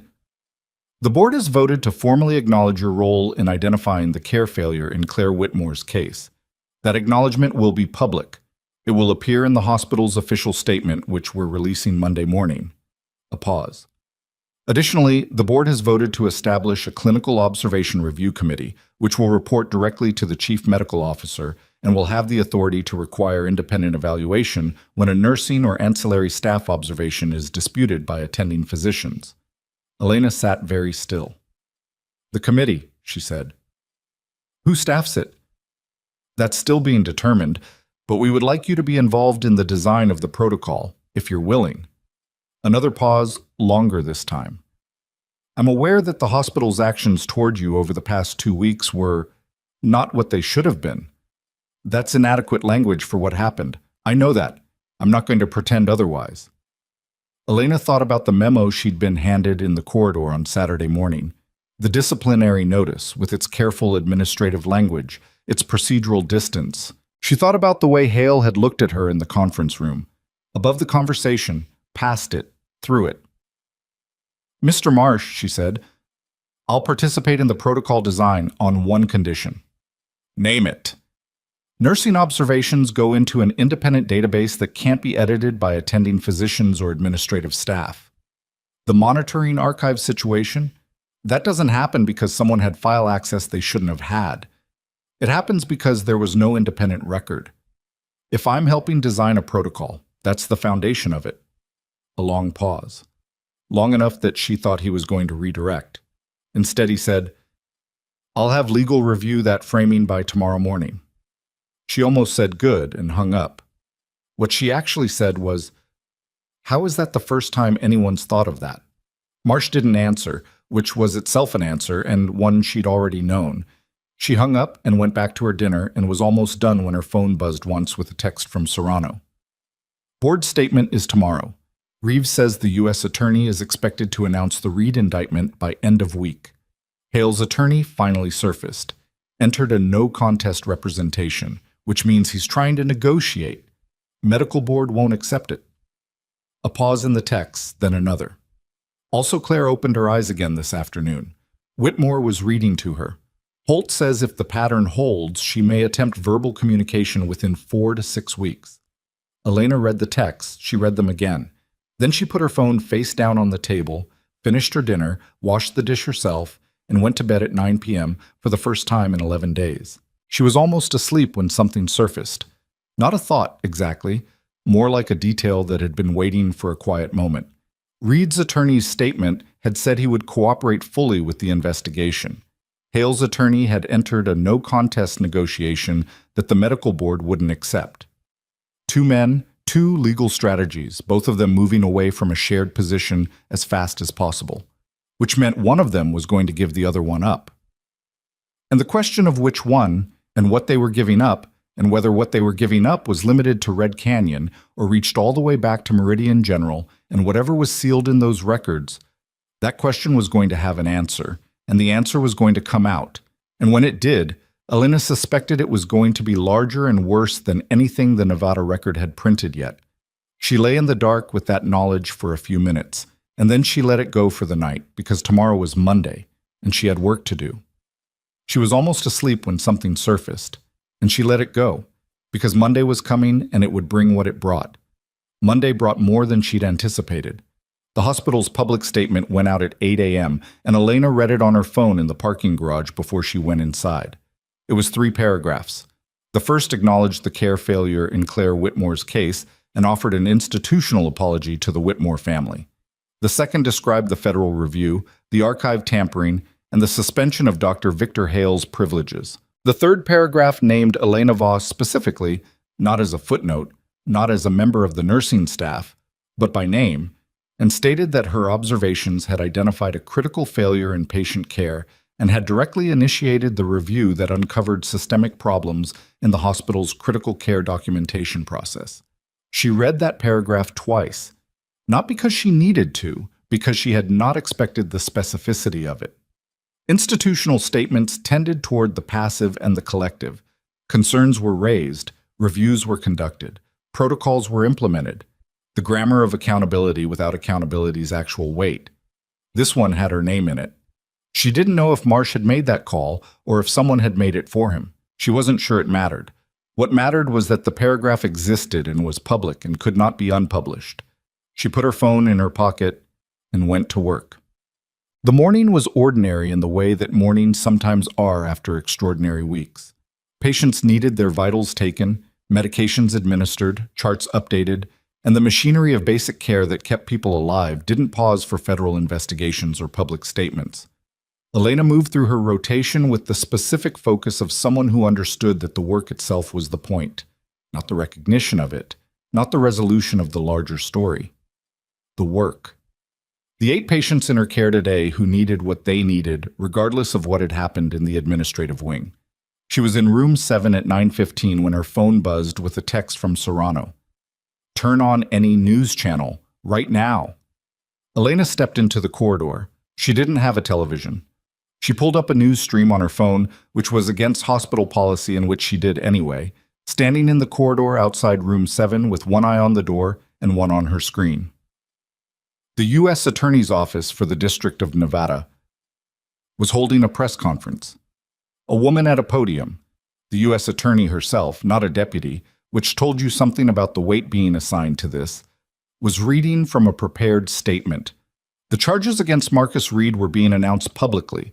1 count of healthcare fraud, 3 counts of falsification of medical records, and Elena heard this and felt it land differently than she'd expected. 2 counts of conspiracy to commit fraud, naming a second individual. The second individual was not Hale. The name on the conspiracy counts was a man named Gerald Okafor, who had been the director of organ procurement operations for a regional transplant network that contracted with both Red Canyon Medical Center and Meridian General Hospital in Arizona. The U.S. Attorney described a financial arrangement in which procurement volume, the number of organs cleared for donation, was tied to performance bonuses paid through a consulting subsidiary that Okafor controlled and that both Reed and the statement implied others had participated in structuring, not just Reed and Hale. A network. Elena lowered the phone. She stood in the corridor for a moment and looked at nothing in particular and understood that what she had found in the monitoring archive, what she had found in the pattern of a line on a screen at midnight on a Tuesday, was not the beginning of something. It was the end of something that had been running for a long time, in multiple places, with multiple people, and had been running because no one had looked at the right detail in the right moment and refused to accept that it was a machine error. She put her phone away and went back into room 7. Hale's name appeared in connection with the conspiracy 18 days later, when the grand jury returned a superseding indictment that added him as a co-conspirator. The specific charges named against him were 1 count of healthcare fraud and 2 counts of conspiracy, narrower than Reed's exposure, but specific enough to matter. His attorney issued a statement the same afternoon saying that Hale maintained his innocence and would contest every charge. The Nevada State Medical Board did not wait for the criminal process to conclude. They had been building their case in parallel, and on the same day the superseding indictment dropped, they published their preliminary findings, a pattern of falsified or suppressed neurological assessments across 11 documented cases at Red Canyon, and preliminary evidence of similar patterns in 4 cases at Meridian General, pending the unsealing of those records by court order. The board's recommended action was permanent revocation of Hale's medical license, effective upon completion of the administrative hearing process, which had been scheduled for 6 weeks out. Not suspended. Revoked. Permanently. Elena read the board's statement on her lunch break and felt something that was not satisfaction exactly. Satisfaction implied a pleasure in the outcome that she couldn't quite reach, but was closer to the feeling of a wound being properly closed. Not healed, closed. The work of time was different from the work of accountability, and she had learned not to confuse them. She called Serrano. "I saw it," Serrano said before Elena could speak. "The revocation recommendation." "Yes." Is that the actual outcome, or is it preliminary?" "The hearing is procedural at this point," Serrano said. "Given the documentation the board has, the revocation is effectively decided. The hearing is the process they have to go through before they can make it official." A pause. "Voss. He's done. Professionally, he's done." Elena was in the hospital cafeteria looking at her lunch without eating it. 11 cases, she said. 11 confirmed, Serrano said, and her voice was careful. Meridian is still being unsealed. We don't know that number yet. Elena nodded at the table. I know. There's going to be a civil process too. The families of those 11 patients, some of them are already in contact with attorneys. This doesn't end with the criminal case. It goes on for a while. I know that too. Abit. How are you doing with all of it? Elena thought about the honest answer, which was that she was doing with it the same way she'd done with things in the field that were large and complicated and didn't fit cleanly into any single emotional category. By keeping her head down and working, and by not treating her own discomfort as the most important thing in the room. I'm doing, she said, which was what she'd said to Roberta, and which was still the most accurate version of the answer. That's an army answer, Serrano said. It's the one I've got. The working group convened for the first time on a Wednesday, 3 weeks after the federal review began. Philip Carver from the Nevada State Health Authority chaired it. The room held 7 people. Carver, Elena, Dr. Osi, a patient advocate named Rosario Tomas, who worked with the state ombudsman's office, a hospital administrator from a different facility who had been brought in for outside perspective, a clinical informaticist named Dr. June Patel, who specialized in electronic health record systems, and a retired emergency room nurse named Bev Schiff, who had spent 30 years watching exactly the kind of dismissal that had happened to Elena's observations play out in various institutions. Bev Schiff was 71, moved with a cane, and had the sharpest tongue in the room by a significant margin. Elena liked her immediately. The first meeting ran 2 hours and established the core problem cleanly. In the existing framework, a nurse's documented observation had no independent weight. It lived or died by whether a physician chose to act on it, and the system had no mechanism for requiring action when a physician chose not to. This was not a new problem. It was not unique to Red Canyon. It was endemic, and the reason it was endemic was partly systemic and partly cultural, and the cultural part was harder to fix than the systemic part, which was itself not easy. The question isn't just documentation, Elena said, about 40 minutes in. It's status. The observation isn't taken seriously because the person making it isn't taken seriously. You can build a better database, but if the culture doesn't change, people will find ways around the database. So how do you change the culture? Carver asked, in the tone of someone who was hoping for a more concrete answer than he was going to get. Slowly, Bev Schiff said, from the end of the table, without looking up from her notes, and by making the cost of dismissing the observation higher than the cost of taking it seriously. Carver looked at her. Which means liability, Schiff said. Documentation trail. If a physician dismisses a nursing observation and the patient has an adverse outcome, and there's a clear paper trail showing the dismissal, the physician is exposed. Right now, the trail is muddy enough that the exposure is limited. You clean up the trail, the calculation changes. Patel was already typing. The independent database structure would do that. If the observation is time-stamped in a system the physician can't edit or annotate away, and the dismissal is logged in the same system, you have a record that's usable in a review. That's the foundation, Elena said. That's what I told Marsh. They worked for another hour and a half, and by the end of it, they had the outline of a proposal that was imperfect and incomplete and would take months to finalize and longer to implement, but that existed. That was a real thing that had not existed before.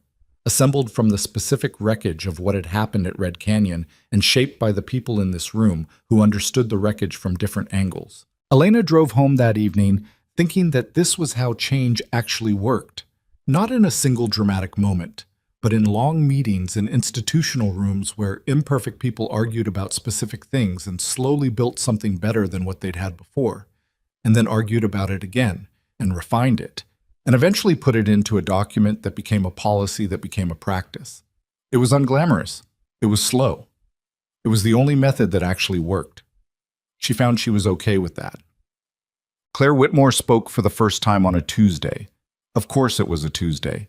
It was 6 weeks after the evaluation that had changed everything, and the rehabilitation program that Dr. Holt had designed was showing results that were, in his careful clinical language, exceeding initial projections, which meant that Claire was working harder and recovering faster than the most optimistic trajectory had predicted, which did not mean the road was smooth. It wasn't. But it meant the road existed. She had been moved to a rehabilitation unit 4 weeks earlier. She had regained voluntary eye movement, then sustained visual tracking, then inconsistent hand responses to command that became consistent over 10 days of twice-daily sessions. She had gone through the stages that MCS recovery involved, each one its own separate fight. Not the cinematic kind of fight, not the kind with a visible dramatic arc, but the daily kind, where you work for something small and either get it or don't, and then work for it again tomorrow. Whitmore had been there for all of it. He had restructured his life around Tuesdays and Saturdays, and then around whatever days Holt scheduled sessions, and then around the open-ended understanding that he was going to be present as much as she needed and in whatever way that meant. He had not talked about this publicly. He had not spoken to the press at all, even as the story grew larger around them. He was a private man doing a private thing in the middle of a very public situation, and Elena respected that more than she knew how to say. She was not there when it happened. She heard it from Serrano, who had driven down for a scheduled evaluation and had been in the room. Whitmore had been reading the expedition chapter, the one that had been there through all of it, and Claire had been tracking his face with her eyes, which she had been doing consistently for 2 weeks. And then, during the mountain passage, the part about the temperature dropping and the body giving up before the mind does, Claire had made a sound. Not a word initially. A sound. Sustained, intentional, shaped. The first evidence of voluntary vocalization since the accident. Whitmore had stopped reading, and Claire, looking at her father's face, with the particular effort of someone crossing a very large distance, said, "Dad." 1 word, 1 syllable, 8 months in the making. Serrano told Elena about it over the phone that evening, and her voice, for Serrano's voice, which had been clinical and precise through every conversation they'd had over the past 6 weeks, cracked on the word "dad" in a way that she didn't try to manage or cover. Elena sat on her couch and didn't say anything for a moment. "How is he?" she said eventually. "He cried," Serrano said. I don't know him well, but I've seen him across 6 evaluations now. He's the most controlled person I've ever evaluated a patient around. And he put the book down and he cried. And Claire kept looking at him." Elena didn't say anything. "She's going to have a long road," Serrano said, pulling herself back into clinical register. Not because she didn't feel the moment, but because that was how she processed things. Sustained verbal communication is months away. There are cognitive assessments we still need to run. We don't know the full extent of what the injury changed. A pause. "But she called him Dad, and she meant it, and he heard it." Elena said, Yeah, Serrano said. They stayed on the line for another moment without talking, which was its own kind of conversation, and then they said goodbye and hung up.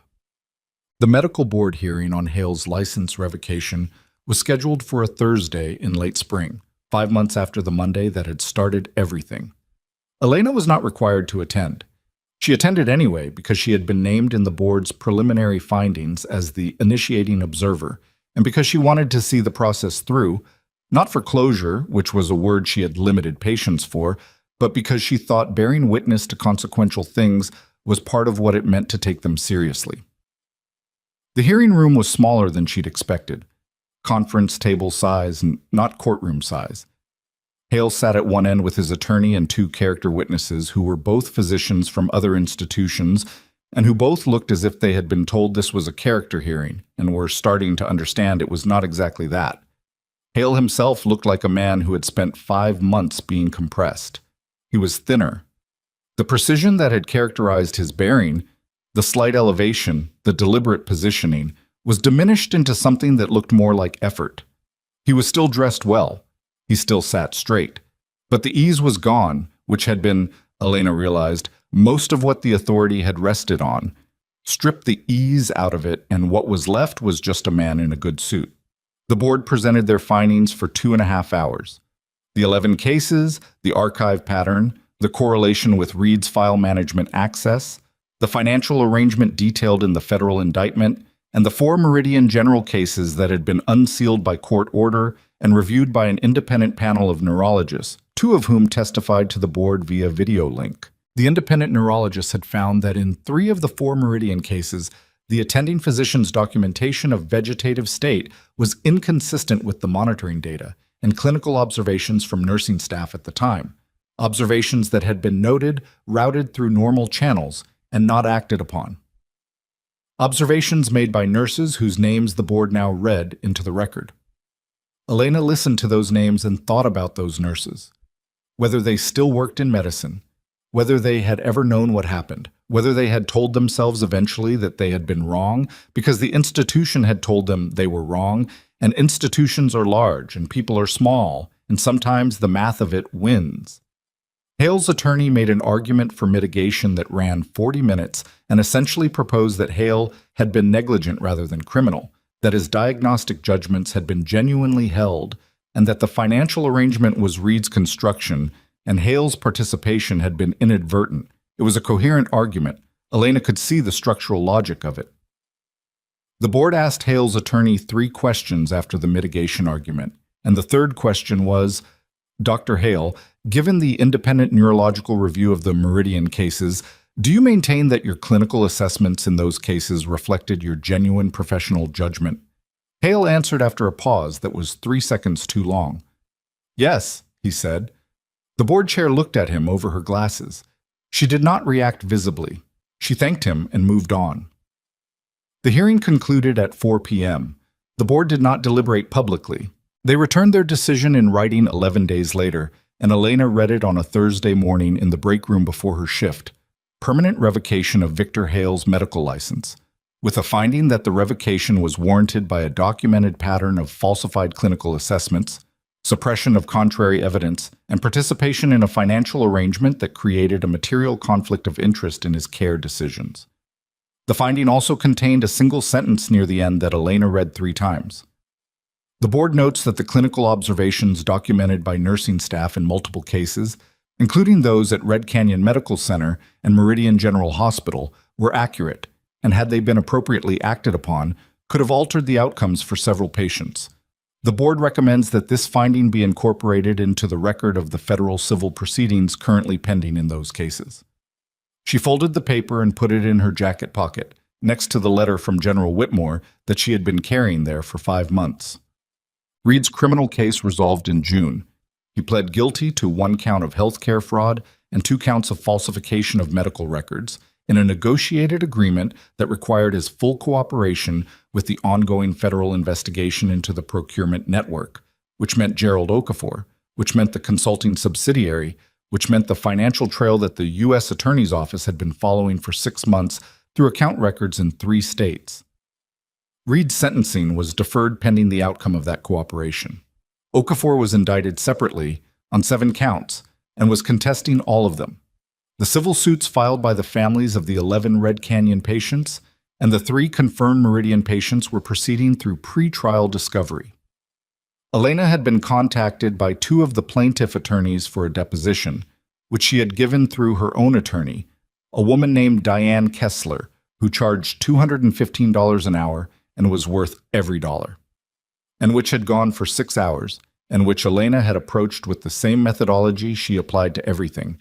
State what you observed, when you observed it, what you documented, and what happened afterward. Keep the timeline clean. Don't editorialize. Let the facts carry their own weight. She did not know how those cases would resolve. She suspected they would settle eventually, the way civil cases and institutional liability situations typically settled, and that the settlements would contain non-disclosure clauses, and that the families would get some measure of financial accountability and a complete absence of public acknowledgement, which was its own kind of injustice that the legal system had no mechanism for addressing. She had said this to Kessler. Kessler had said, "You're right, that's probably how it goes. That's why the criminal case matters. The public record there doesn't get sealed." Elena had thought about that and decided it was insufficient and also the best available option, which was a combination she recognized from most of the decisions that mattered. The clinical observation protocol that the working group had spent 4 months developing was formally adopted by the Nevada State Health Authority in July. It was called the Independent Clinical Observation Standard, which was a name that had been workshopped 11 times before Carver accepted it. Under the standard, any documented clinical observation by a licensed nursing or ancillary health professional that was overridden by a physician of record had to be logged in an independent, tamper-evident database within 24 hours, accessible to the facility's patient care ombudsman, and flagged for secondary clinical review if the observation concerned neurological status, consciousness assessment, or organ donation eligibility. It was not a perfect protocol. Bev Schiff had said at the final working group meeting, with characteristic directness, that it would be circumvented by people who were motivated to circumvent it, and that the cultural problem they discussed in the first session was still the cultural problem. She was right about that. Elena knew she was right about that. She also knew that the protocol made circumvention harder, and that harder was better than easy, and that the cases where it would actually catch something, where a line on a screen at midnight would be preserved instead of smoothed away, were worth building for even if they were not guaranteed.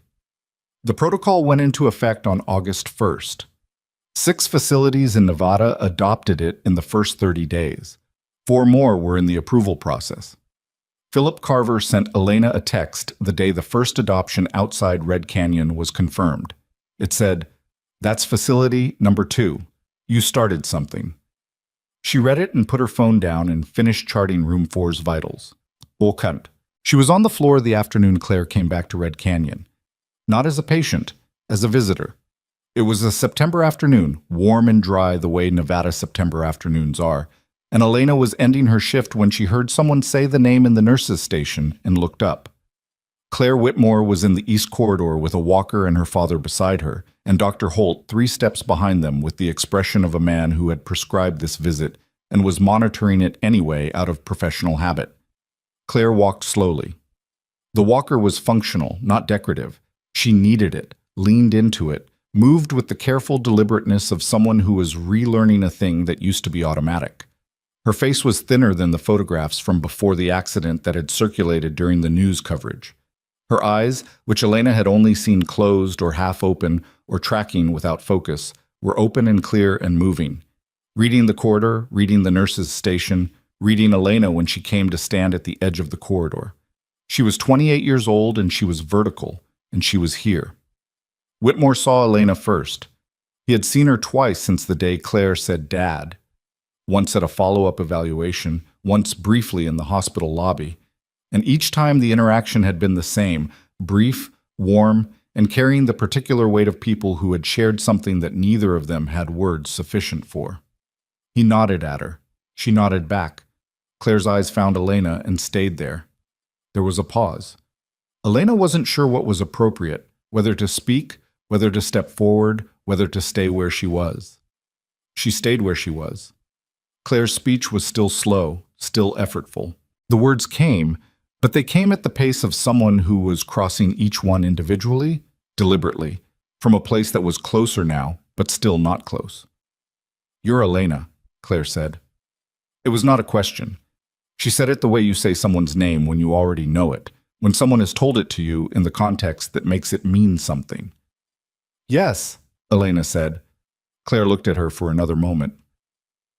There was a lot in the look that Elena didn't try to categorize, not because she couldn't read people, but because some things don't need to be categorized. Some things are just allowed to be what they are. "My dad told me," Claire said, "what you did."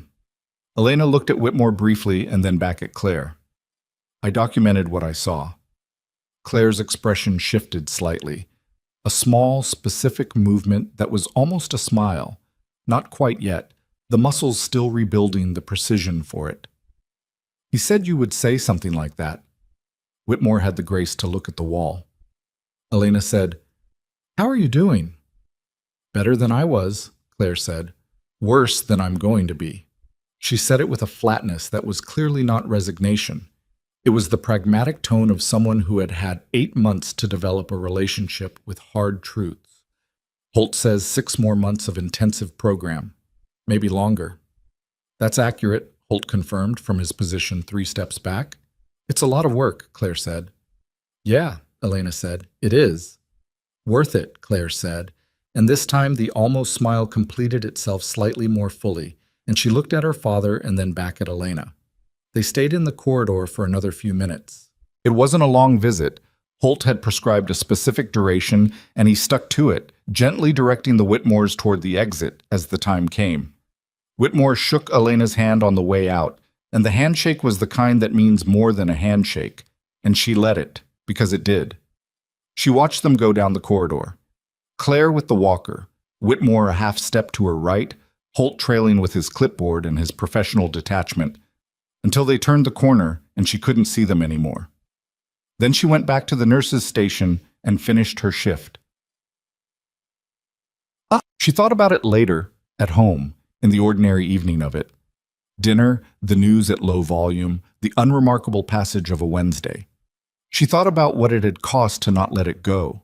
The sleep, the risk, the professional exposure, the Monday morning in a parking garage at midnight trying to figure out how to buy 48 hours. She thought about the supply closet phone calls and the paper backup, and the specific physics of 2 people, herself, Serrano, pulling on a thing together from different ends and not letting it slip. She thought about the 11 names the board had read into the record, the nurses at Meridian whose observations had been noted and filed and not acted upon, who had eventually left or transferred or maybe just adjusted, the way people adjust when the institution is large enough and persistent enough in its dismissal that the math of it eventually wins. She thought about the line on the monitor at 12:04 a.m. on a Tuesday in February, the one that moved when every specialist in the building had already stopped looking. The truth about that moment, the one she hadn't said to anyone because it wasn't the kind of thing you said in professional contexts, was that she had almost not caught it.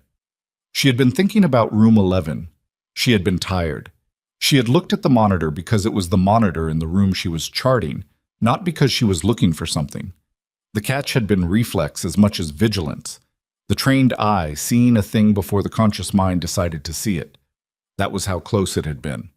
The distance between Claire Whitmore going home and not going home had been the length of time it took a tired nurse to glance at a monitor she had no particular reason to study. She did not know what to do with that. She wasn't sure it was a thing that needed to be done with. It was just true, and true things don't always resolve into lessons. Sometimes they stay true, without shape, without frame, and you learn to let them occupy that space without forcing it into something neater than it was. What she did know, and this she was sure of, in the specific way you're sure of things that come from experience rather than belief, was that the person standing quietly in the corner was not there because they didn't matter. They were there because the institution hadn't yet learned to look in that direction. And the work of changing that, the slow, unglamorous meeting room work of making the institution look, was the work she was going to keep doing. Not because it was heroic, but because it was necessary, and because she was positioned to do it, and because the alternative was walking past a monitor without looking at it and spending the rest of your life not knowing what you missed. She had been told once, in a different context, by a field surgeon she'd argued with and whose name she still remembered, that the problem with people like her was that they didn't know when to stop. He had meant it as a criticism. She had taken the note. She had also decided, somewhere between that deployment and this hospital corridor, that he was wrong, not about the observation, but about whether it was a problem. Some things needed someone who didn't know when to stop. She went to bed at a reasonable hour and slept better than she had in months. The next morning she was back on the floor at 6 a.m. Then room 14 had a new patient, and there was work to do, and she did it, all of it, carefully, completely, with her eyes open and her notebook in her pocket, and the specific, quiet determination of someone who had learned that the most important thing is not the dramatic moment when the truth becomes undeniable. It's the ordinary moment, weeks before that, when one person decides to look.